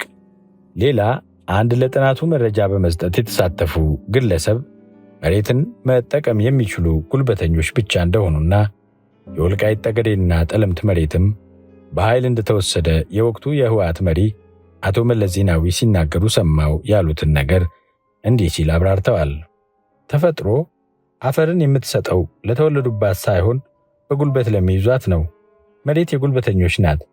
እኛ ወደዚህ ስንመጣ ወደ ወልቃይት ጠገዴና ጠለምት ጮፌ እየተነሰነሰልን አይደለም፣ ደም አፍስሰን አጥንት ከስክሰን ሕይወት ከፍለን ነው። እናም እንዲህ ማድረግ የሚችል ብቻ መሬትን ይወስዳታል፣ ይጠቀምባታል። መጋቢት 30 2013 ዓ.ም ከቀኑ 3 ሰዓት ሁመራ ኢትዮጵያ የተደረገ ቃለ መጠይቅ። በወረራ ምክንያት የወልቃይት ጠገዴና ጠለምት አማራ ከማሳደድ በተጨማሪ አዲስ ወራሪዎችን ባለሀብት በማድረግ የአካባቢውን ፖለቲካል ኢኮኖሚ በመቆጣጠር በገንዘብ ኃይል የአካባቢውን የተፈጥሮ ሀብት እንዲቆጣጠሩና ብቻቸውን እንዲጠቀሙ ይደረግ ነበረ። በወልቃይት ጠገዴና ጠለምት ለም የኢንቨስትመንት መሬት ስም ከተለያዩ ባንኮች ብድር እንዲወስዱ የተደረገበት ዘዴ በአማራ ላይ የተፈጸመ የቅኝ አገዛዝና ብዝበዛ መገለጫ እንደነበር የጥናት ውጤቱ ያሳያል። በዚህ መንገድ ነባሩን የወልቃይት ጠገዴና ጠለምት አማራ መሬት በመንጠቅ ማሳደድና በአንጻሩ ከትግራይ ክልል ለመጡ የድርጅቱ ካድሬዎችና የተወሰኑ ታጋዮችና የታጋይ ቤተሰቦች በመስጠት በመሬት ስም ከተለያዩ ባንኮች በርካታ ገንዘብ በብድር ይሰጡ ነበር። ለምሳሌ በቃብቴ ሁመራ ወረዳ ውስጥ ባናት፣ ረደምና ሉግዲ በሚባሉ አካባቢዎች 67862.73 ሄክታር መሬት ለ288 የህወሓት ታጣቂና ካድሬዎች በኢንቨስትመንት ስም ተሰጥቶ የነበረና በዚህ መሬት ማስያዣነት ከተለያዩ ባንኮች ቢሊዮኖችን ተበድረው መጥፋታቸውን በቅርቡ የአማራ ብሔራዊ ክልላዊ መንግሥት ገጠር መሬት አስተዳደር ቢሮ ያወጣው የጥሪ ማስታወቂያ ያመለክታል። እነዚህ አካባቢዎች ለሰሊጥ ምርት ምቹ ከመሆናቸው በተጨማሪ ለጥጥ፣ ማሽላ እንዲሁም የሙጫና የዕጣን ምርት የሚታወቁም ናቸው። ለዚህ ንቅለ ተከላ ተጨማሪ ማሳያ የሚሆነው በ1986 ዓ.ም መጨረሻ ከሱዳን መጥተው ቃብቲያ ሁመራ ለሰፈሩት ግለሰቦች የእርሻ ቦታ ርቋቸዋል በሚል ሰበብ ነባሩን ማህበረሰብ በማፈናቀል መሬት ለመስጠት በወረዳው ቃል እንደተገባ በተባበሩት መንግስታት ድርጅት UN ሪፖርት እንዲህ ተገልጿል። This year, the Warada has promised to assign land to the returnees that is closer to their homes. In order to do this, they will have to displace some of the business enterprises that lease land from the Warada. UNDP Emergencies Unit for Ethiopia 1995 በዚህ ዓመት 1987 መጀመሪያ ማለት ነው። ወረዳው ለተመላሾች ለመኖሪያ ቦታቸው የቀረበ መሬት እንደሚሰጥ ቃል ገብቷል። ይህን ለማድረግ ከወረዳው መሬት የሚከራዩ አንዳንድ የንግድ ድርጅቶችን ማፈናቀል ይኖርባቸዋል። ከታች ባለው ካርታ እንደተመለከተው በተደራጀ መልኩ ታጥቀው ከትግራይ በመጡ አካላት ነባሩን ሕዝብ በማፈናቀል ወረራ መፈጸሙን ያመለክታል። ጥናቱ ከተጠቀመው 912 ናሙና በተሰበሰበ መረጃ 26 በመቶ የሚሆኑ የቤተሰቡ አባወራ ወይም በግብርናው ወሳኝ የሚባለው ወንድ ልጅ በህወሓት አማካኝነት ከቦታው እንዲሰደድ መደረጉን በጥናቱ ለማረጋገጥ ተችሏል። ይህ ማለት ቤተሰቡ በሙሉ ሳይሰደድ አባወራው ወይንም አራሽ የሆነው ወንድ ልጅ ብቻ በማሳደድ ቀሪውን የቤተሰብ አባላት ኑሮ ያጎሳቁሉ እንደነበረ ማሳያ ነው። ሰንጠረዥ 12 በህወሓት አማካኝነት ከቀያቸው የተፈናቀሉ የወልቃይት ጠገዴና ጠለምት አማራዎች መጠይቅ የተሰጠ ምላሽ የድግግሞሽ መጠን በመቶኛ ሲገለጽ መረጃዎችን ያዘ። በህወሓት አማካኝነት የተፈናቀለ ቤተሰብ አባል አለ? የተሰጠ ምላሽ የለም በማለት የመለሱ 669 በመቶኛ 73.3፣ አለ በማለት የመለሱ 243 በመቶኛ 26.6፣ ድምር 912። በህወሓት አማካኝነት የተፈናቀለ ከሆነ ተፈናቅለው የሄዱት ቦታ የት ነው? ገዳም 5 መላሾች፣ ወደ አውሮፓ ሀገራት 50 መላሾች፣ አውስትራሊያ 7 መላሾች፣ ወደ አሜሪካ 16 መላሾች፣ ወደ ሱዳን 32 መላሾች፣ ወደ የተለያዩ የኢትዮጵያ አካባቢዎች 50 መላሾች፣ ወደ ኤርትራ 9 መላሾች፣ ወደ ጎንደር 45 መላሾች፣ ወደ አዲስ አበባ 11 መላሾች፣ ያሉበትን ቦታ በትክክል የማያውቁ ቤተሰቦች 18፣ በድምሩ 243። በተጨማሪም የአንድ ቤተሰብ አባልን ብቻ ሳይሆን የአካባቢውን ማህበረሰብ ወይም ቤተሰቡ በሙሉ ቦታውን ነቅሎ እንዲሄድና በምትኩ ከትግራይ የመጡ የሥርዓቱ ታማኝ ካድሬዎችና አባላቱ እንዲሰፍሩበት ማድረግም ሌላኛው መንገድ ነበር። በዚህ ሂደት ተፈናቅለው ከነበሩት መካከል ዳንሻ ከተማ ላይ ተመልሶ ኑሮ ለመጀመር በእንቅስቃሴ ላይ የሚገኘውና በቃለ መጠይቅ የተሳተፈው የ44 ዓመት ጎልማሳ ሁኔታውን እንዲገልጾታል። ሯሳ የምንኖር ቁጥራችን 142 የምንሆን የወልቃይትና ቃብቲያ አማራዎች ነበርን። በ1995 ዓ.ም ቦታው ለልማት ይፈለጋል በሚል የህወሓት ታጣቂዎች ከቦታችን ሲያባረሩን እነሱ አይመጡበትም ባልነው ቦታ ጫካ መንጥረን ሽግልል አካባቢ መኖር ጀመርን። ከአንድ ዓመት በኋላም በ1996 ዓ.ም ሽግልል መጥተው የሰፈርነውን ተፈናቃዮች ሽግልልን ስለምንፈልገው ቦታውን ልቀቁ ሲሉን ከዚህ በኋላስ አንለቅም በሚል በህወሓት ታጣቂዎች ጦርነት ተከፍቶብን ሽግልልንም በመልቀቅ ግማሹ ወደ ትርካን፣ ሌላው ወደ ዳንሻ እና ሌሎች አጎራባች አካባቢዎች ተሰደድን። ያፈራነውን ሀብትም በሙሉ ወሰዱትና ለነሱ ሰፋሪ ሰጡት። እኔ ዳንሻ ሄጄ 3 ዓመት እንደተቀመጥኩ ተጨማሪ የህወሓት ታጣቂ ተከትሎ በመምጣት ከዳንሻ እኔን ጨምሮ ነባር የዳንሻ ነዋሪዎችንም ህወሓትን አትደግፉትም በሚል በከፍተኛ ጫና ምክንያት ወደ ግጨው፣ ጎቤ፣ አምባጋላና ሶሮቃ እንዲሁም አብርሃ ጅራ አካባቢ እንድንሰደድ ተደረግን። ወረራቸውን የማያቆሙት የህወሓት ታጣቂ ካድሬዎች 30ና 40 በመሆን በተደራጀ መልኩ በሰላም የምንኖረውን የአማራ ተወላጆች ተከታትሎ በማሳደድ ግጨው፣ ጎቤ፣ ምድረገነት እንዲሁም አምባጋላም ጭምር ተከታትሎ በማባረር ከፍተኛ ቁጥር ያለውን ማህበረሰብ በጥቂት የጦር መሳሪያ ለማሳደድ ቻሉ። በዚህም ምክንያት ህወሓት ያልገባባቸው የጎንደር አካባቢዎች የበርካታ ወልቃይት ጠገዴና ጠለምት አማራዎች የሞት ማምለጫ ሆኑ። ወደ ውጭ ሀገርና አዲስ አበባ ዘመድ እያፈላለገ የሚሰደደው እንደተጠበቀ ሆኖ ሶሮቃ፣ አብርሃ ጅራ፣ አብደራፊ፣ ጎንደር፣ መተማ፣ አርማጭሆ ወዘተ ያሉ የጎንደር አካባቢዎች በከፍተኛ ደረጃ በወልቃይትና ጠገዴ ተፈናቃዮች እንዲሞላ ተደረገ። በዚህ ምክንያት ጎንደር ቀበሌ 18 አካባቢ ወልቃይት ሰፈር የሚባል አካባቢም ተመሰረተ። እንግዲህ ይሄ ሁሉ ግፍ ሲፈጸም ከትግራይ ክልልም ሆነ ከአማራ ክልል ባለስልጣን ስለዚህ ጉዳይ ስታነሳላቸው ፊታቸውን ይጨፈግጉብሃል እንጂ ነገሩን በውሉ ተረድቶ መፍትሄ የሚሰጥህ አልነበረም። የካቲት 12 2013 ዓ.ም የ42 ዓመት ጎልማሳ ዳንሻ ላይ ከተደረገ ቃለ መጠይቅ። ከወረራ በኋላ በሁመራ የሚገኘውን በደርግ መንግስት የሁመራ መንግስት እርሻ ተብሎ ይጠራ የነበረውን ካሳሁን ብርሃኑ እንደ አውሮፓውያን አቆጣጠር 2000 ዓ.ም እንደጻፈው እንደ አውሮፓውያን አቆጣጠር በ1992 ህወሓት 10,000 ሄክታር መሬት ከ100 በላይ ትራክተሮች እንደያዘ ወርሶ ጥጥ፣ ሰሊጥና ዘንጋዳ ያመርትበት ነበረ።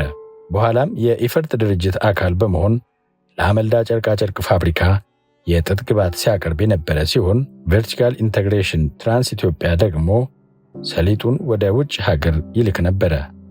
ሆሪዞንታል ኢንተግሬሽን እንደማለት ነው። በዚህም ወደ ጎንና ወደ ላይ የምርት ትስስር በመፍጠር ህወሓት የኔ የሚለውን አካል ተጠቃሚ አድርጓል።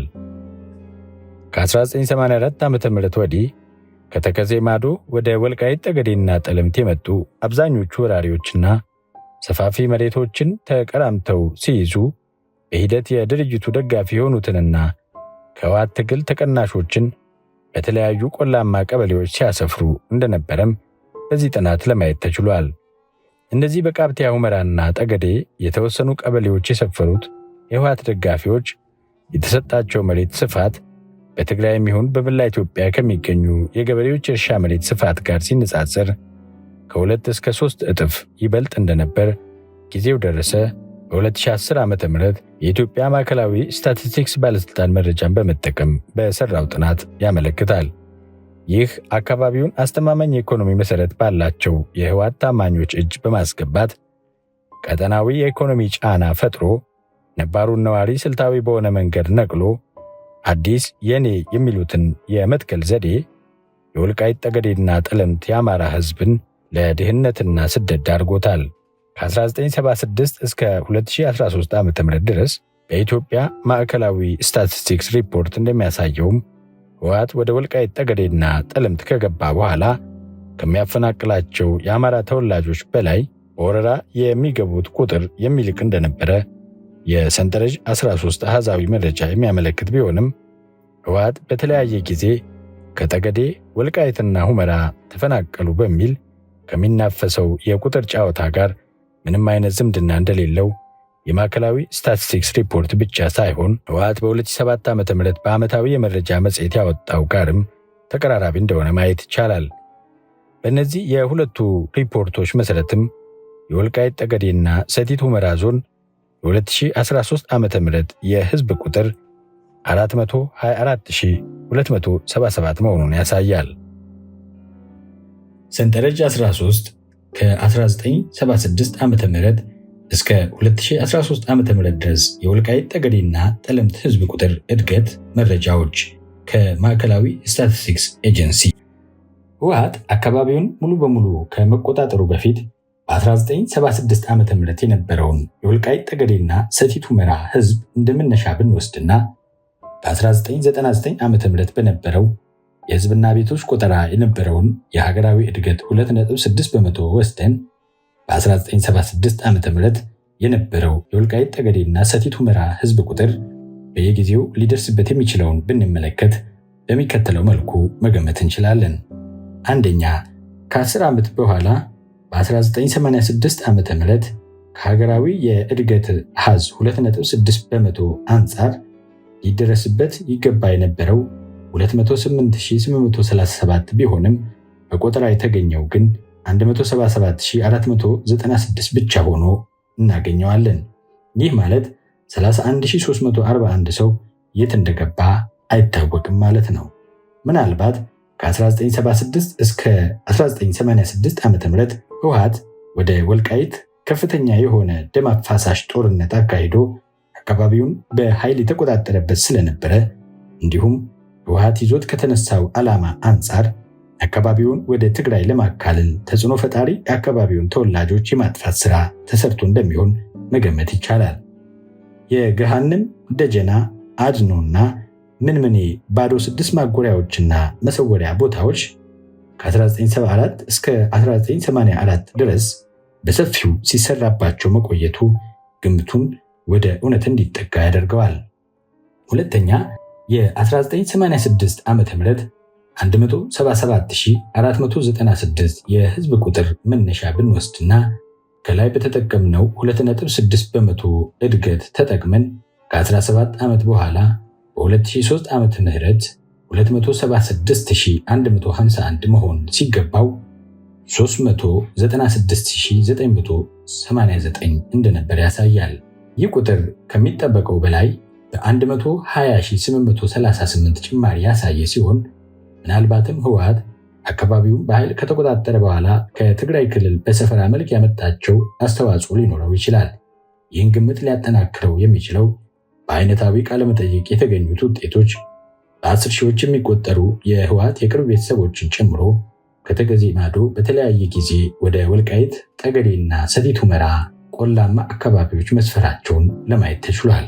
ሶስተኛ፣ በ2013 ዓ.ም የህዝብና ቤቶች ቆጠራ ትንበያ መሰረት የወልቃይት ጠገዴና ሰቲት ሁመራ የህዝብ ቁጥር 424,277 ሲሆን ህወሓት በወረራ ከመግባቱ በፊት ይህ አካባቢ በጎንደር ክፍለ ሀገር ስር በነበረበት ወቅት የነበረውን የ1976 ዓ.ም ህዝብ ቁጥር እንደመነሻ ብንወስድና ከላይ ያለውን የእድገት ምጣኔ 2.6% ተጠቅመን የ2013 ዓ.ም ህዝብን ብናሰላ የሚመጣው የህዝብ ቁጥር 421,388 ሲሆን ይህም ከላይ ካለው የህዝብ ቁጥር ጋር ተቀራራቢ መሆኑ ምናልባትም በህወሓት አማካኝነት ላለፉት 10 ዓመታት ስርዓታዊ በሆነ መልኩ የተገደሉና የተፈናቀሉት የአካባቢው ተወላጆች አሃዝ በህወሓት የወረራ እቅድ መሰረት አዲስ ከመጡት ቁጥር ጋር ተቀራራቢ መሆኑን ያሳየናል። በሌላ መልኩ የወልቃይት ጠገዴ ሰቲት ሁመራ ዞን ከ3 አስርት ዓመታት በላይ በህወሓት ወረራ የተፈጸመበት አካባቢ በመሆኑ ወረራው ካመጣው ከፍተኛ የህዝብ የእድገት ምጣኔ በላይ ነባሩ ህዝብ ለስደት ተዳርጎ የነበረ በመሆኑ እንዲሁም በህወሓት አማካኝነት ከትግራይ ወደ ወልቃይት አካባቢ የሚመጡት የትግራይ ተወላጆች ቁጥርና የሚይዙት የመሬት መጠን ተመጣጣኝ ባለመሆኑ ህወሓት ከትግራይ ክልል ወደ ወልቃይት ያመጣው ነዋሪ ከሀገሪቱም ከትግራይ ክልልም የቤተሰብ መሬት ምጣኔ የበለጠ በመሆኑ ከፍተኛውን የህዝብ እድገት ምጣኔ ወስደን ብናሰላ እንኳን የአካባቢው ጠቅላላ ህዝብ 424,277 እንደሆነ ተመልክተናል።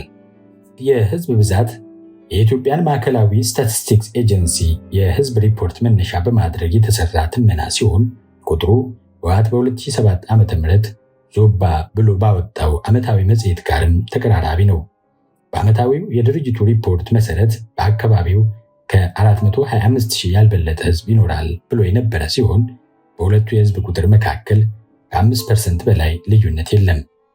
ይህ እጅግ አነስተኛ የግምታ ልዩነት እንዳለ ሆኖ ህወሓት ከፌዴራል ተቋሙ ማዕከላዊ ስታቲስቲክስ አልፎ ከራሱ ድርጅት ጭምር የሚጋጭ ቁጥር ሪፖርት ማድረጉና በተለይም በተደጋጋሚ ሲጠቀሱ የሚታዩት እርስ በርስ የሚጣረሱ የተፈናቃዮች ቁጥርን ከዚህ ጋር አያይዞ ማየት ይገባል።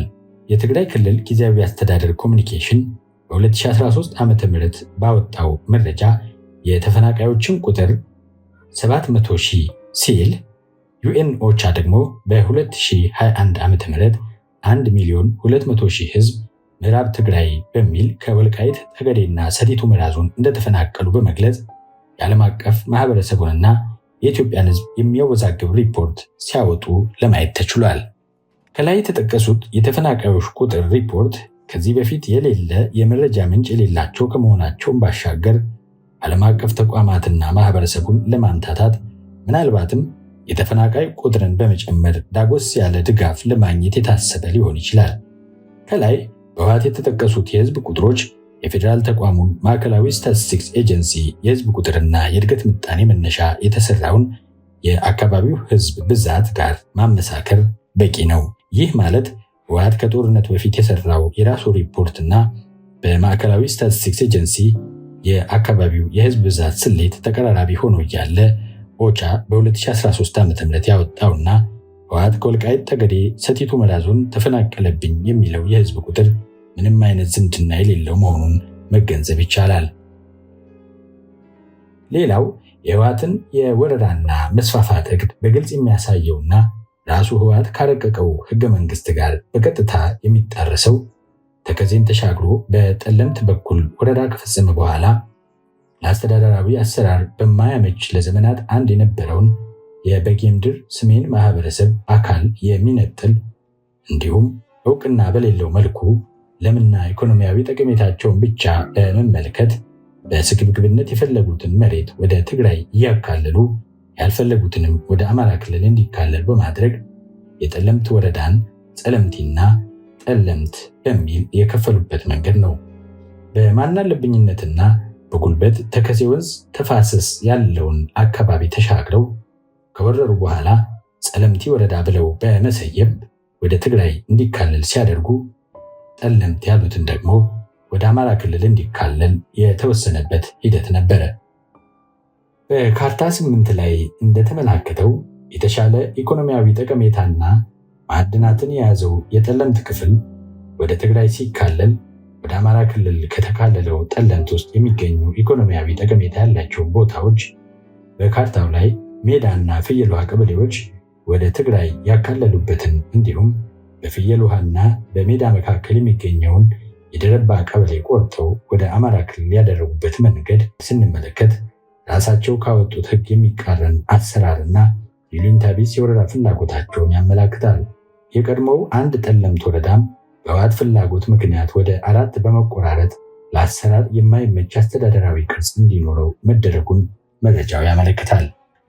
የወልቃይት ጠገዴና ጠለምት አማራዎችን በመንቀል የተገኘው ሀብት የፍሰት አቅጣጫም ሌላ ጉዳይ ነበረ።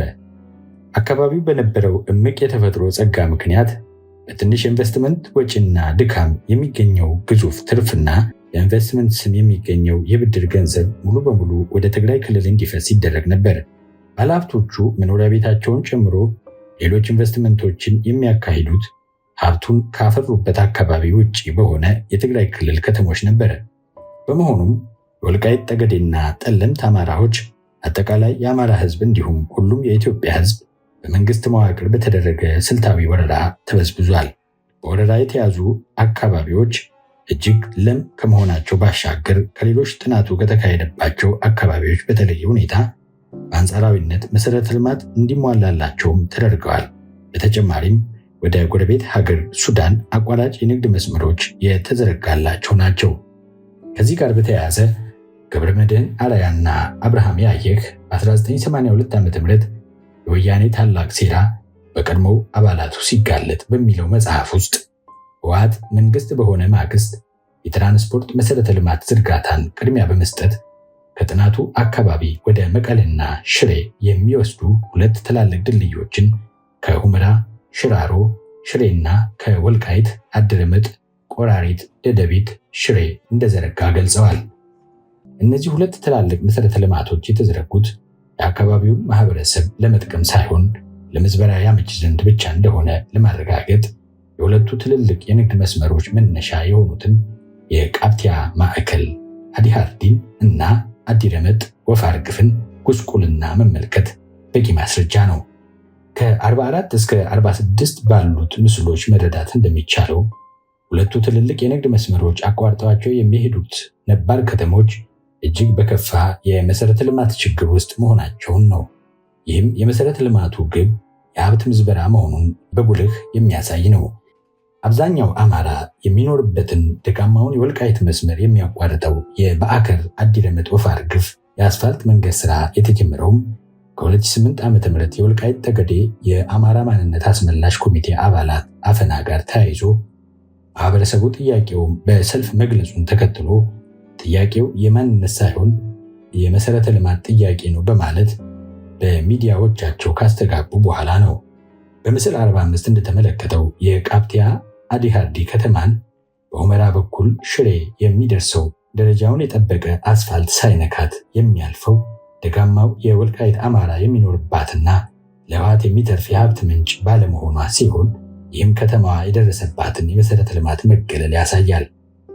እድሜ ጠገቧ የአዲረመጥ ከተማን በምስል 46 እንደምናያት የአዲረመጥ ወፍ አርግፍ ከተማ ሌላኛው የመሰረተ ልማት መገለልን የምንመለከትበትና መንገዱም የተዘረጋው ለህወሓት ባለሀብቶች የሀብት ማጓጓዣ ብቻ ታስቦ እንደሆነ የምንረዳበት ክስተት ነው።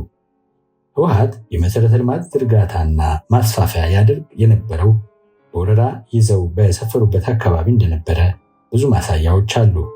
ለምሳሌ ነባር ከተማ ከሆነው የዳንሻ ከተማ ይልቅ በቅርብ በተመሰረተው የዲቪዥን ወይናት መንደሮች ደረጃውን የጠበቀ ሆስፒታል መገንባቱን ልብ ይሏል። እነዚህ ድርጊቶች የአፓርታይድ ስርዓት መገለጫዎች እንደሆኑ መገንዘብ ጥናቱ የተካሄደበትን አካባቢ ሲመራ የነበረው ስርዓት ለነዋሪው ማህበረሰብ የነበረውን የቅኝ ገዥነት እይታ ያንጸባርቀዋል። ምስል 44 የወልቃይት ቆራሪት ሽሬ የአስፋልት መንገድ ምንጭ የጥናት ቡድኑ 2013 ዓ.ም።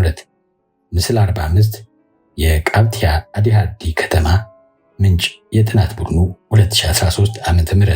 ምስል 46 አዲረመጥ ወፍ አርግፍ ከተማ ምንጭ የጥናት ቡድኑ 2013 ዓ.ም። በወልቃይት ጠገዴና ጠለምት የአማራ ህዝብ ላይ የተደረገው የመሬት ወረራና መንግስታዊ የህወሓት ታጋዮች ወረራ በአውሮፓውያን አቆጣጠር በ2000 ዓ.ም የሱዳን መንግስት የጸጥታ ኃይሉን በመጠቀም ከደቡብ ሱዳን ለም መሬትና የነዳጅ ሀብትን ለመንጠቅ ከምዕራብ ሱዳን ደግሞ የዳርፉር ገበሬዎችን ለም መሬት ለመንጠቅ ከፈጸመው መንግስታዊ የማደህየት ወንጀል ጋር የሚመሳሰል ነው። በተጨማሪም 90 በመቶ የሚሆነው የደቡብ አፍሪካ መሬት 14 በመቶ በሚሆነው የአፓርታይድ ገዢዎች ተይዞ ከነበረበት ታሪካዊ በደል ጋር የሚመሳሰል ክስተት በወልቃይት ጠገዴና ጠለምት ህዝብ ላይ ተፈጽሟል። በተመሳሳይ እንግሊዞች የራሳቸውን ዘር በዚምባብዌ አስፍረው ለሙ መሬት የኛ ነው በማለት ሲፈጽሙት ከነበረው ወረራ ጋር ተመሳሳይ ሆኖም እናገኘዋለን።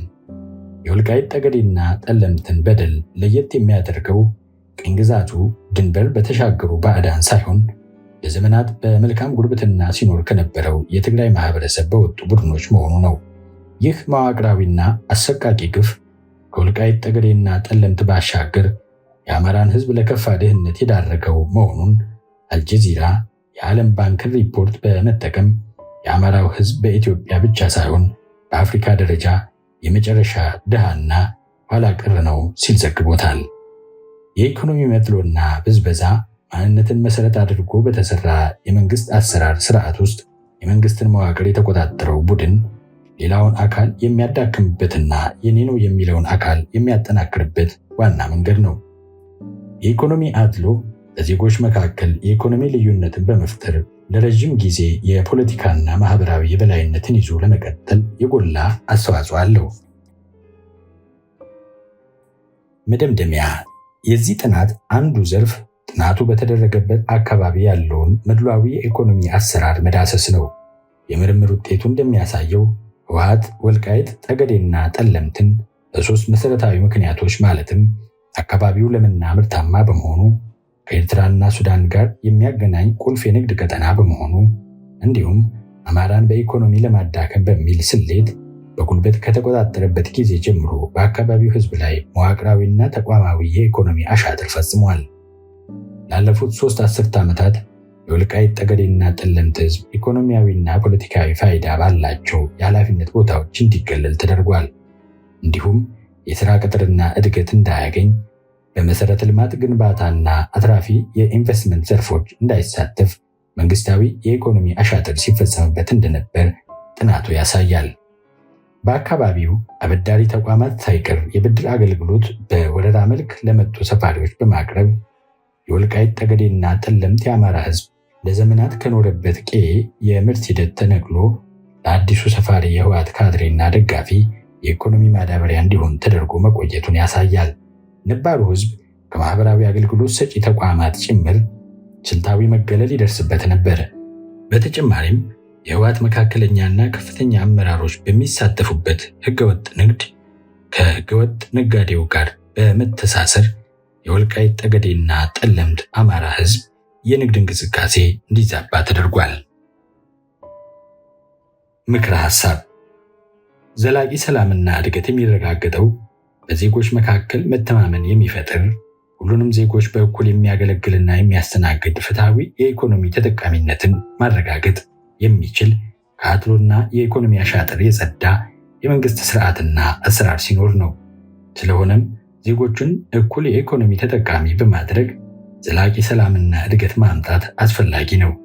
ነገር ግን ከዚህ በፊት ጤነኛ ባልሆነ አሰራር በኢኮኖሚ አድሎና አሻጥር ምክንያት በብሔሮች መካከል የተፈጠረውን ተገቢ ያልሆነ የኢኮኖሚ ልዩነት ማጥበብ ከተቻለ ማስወገድ አንዱና ዋነኛው መፍትሄ ነው። ይህንንም ልዩነት ለማጥበብ የሚከተሉትን ዘዴዎች መጠቀም ይቻላል። አንደኛ፣ በሚወሰዱት የማስተካከያ እርምጃዎች ተደጋግፎና ተከባብሮ የመኖር እሴት እንዳይጎዳ ስለነበረው የኢኮኖሚ አድሎና እሱም ስለፈጠረው ጤነኛ ያልሆነ ግንኙነት ለማህበረሰቡ በቂ መረጃ መስጠት። ሁለተኛ፣ የተፈጥሮ ሀብትን ወይ ደግሞ መሬት ክፍፍል እንደገና በመከለስ በጉልበተኛና ህገወጥ ድርጅቶች ተይዘው የነበሩትን ፍትሐዊ በሆነ መልኩ እንደገና ማሰራጨት ወይንም ላንድ ሪዲስትሪቢዩሽን። ሶስተኛ፣ በህወሓት ወረራ ወቅት ከቀያቸው ተፈናቅለው የነበሩትን ነባር ማህበረሰብ አካላት ወደ ቦታቸው ተመልሰው በድጋፍ እንዲቋቋሙ ማድረግ። ከዚህም በተጨማሪ ህወሓት በሰፈራ መልክ አምጥቷቸው የነበሩ ነገር ግን በ2013 ዓ.ም ጦርነት ስጋት ቀድሞ ወደ መጡበት ወደ ትግራይ ክልል ተሻግረው የሄዱ ተፈናቃይ የማህበረሰብ ክፍሎችንም ምንም አይነት ወንጀል እስከሌለባቸው ድረስ በማንነት ውሳኔ ላይ ድምፅ ባይሰጡም እንኳ በሰፈራ ወደ ነበሩበት ቦታ ተመልሰው በሰላም እንዲኖሩ ሁለንተናዊ ድጋፍ ማድረግ። አራተኛ፣ አዳዲስ የልማት አካባቢዎችን በመፍጠር ተጎጂ የነበሩ የህብረተሰብ ክፍሎችን በልማት መደገፍና ማነቃቃት።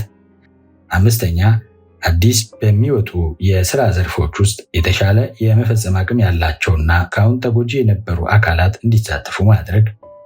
ስድስተኛ፣ በህገወጥ መንገድ የተፈጠረን ሀብት ህጋዊ አግባብነትን ተከትሎ ለመንግስት ገቢ ማድረግና ለወደሙ መሰረተ ልማቶች ማነቃቂያ እንዲውል ማድረግ። ሰባተኛ፣ የሰራተኛ የስራና የቦታ ክለሳ ማድረግ። ያለ አግባብ የተመደቡ ሰራተኞችን በሚገባቸው ቦታና መደብ መመደብ።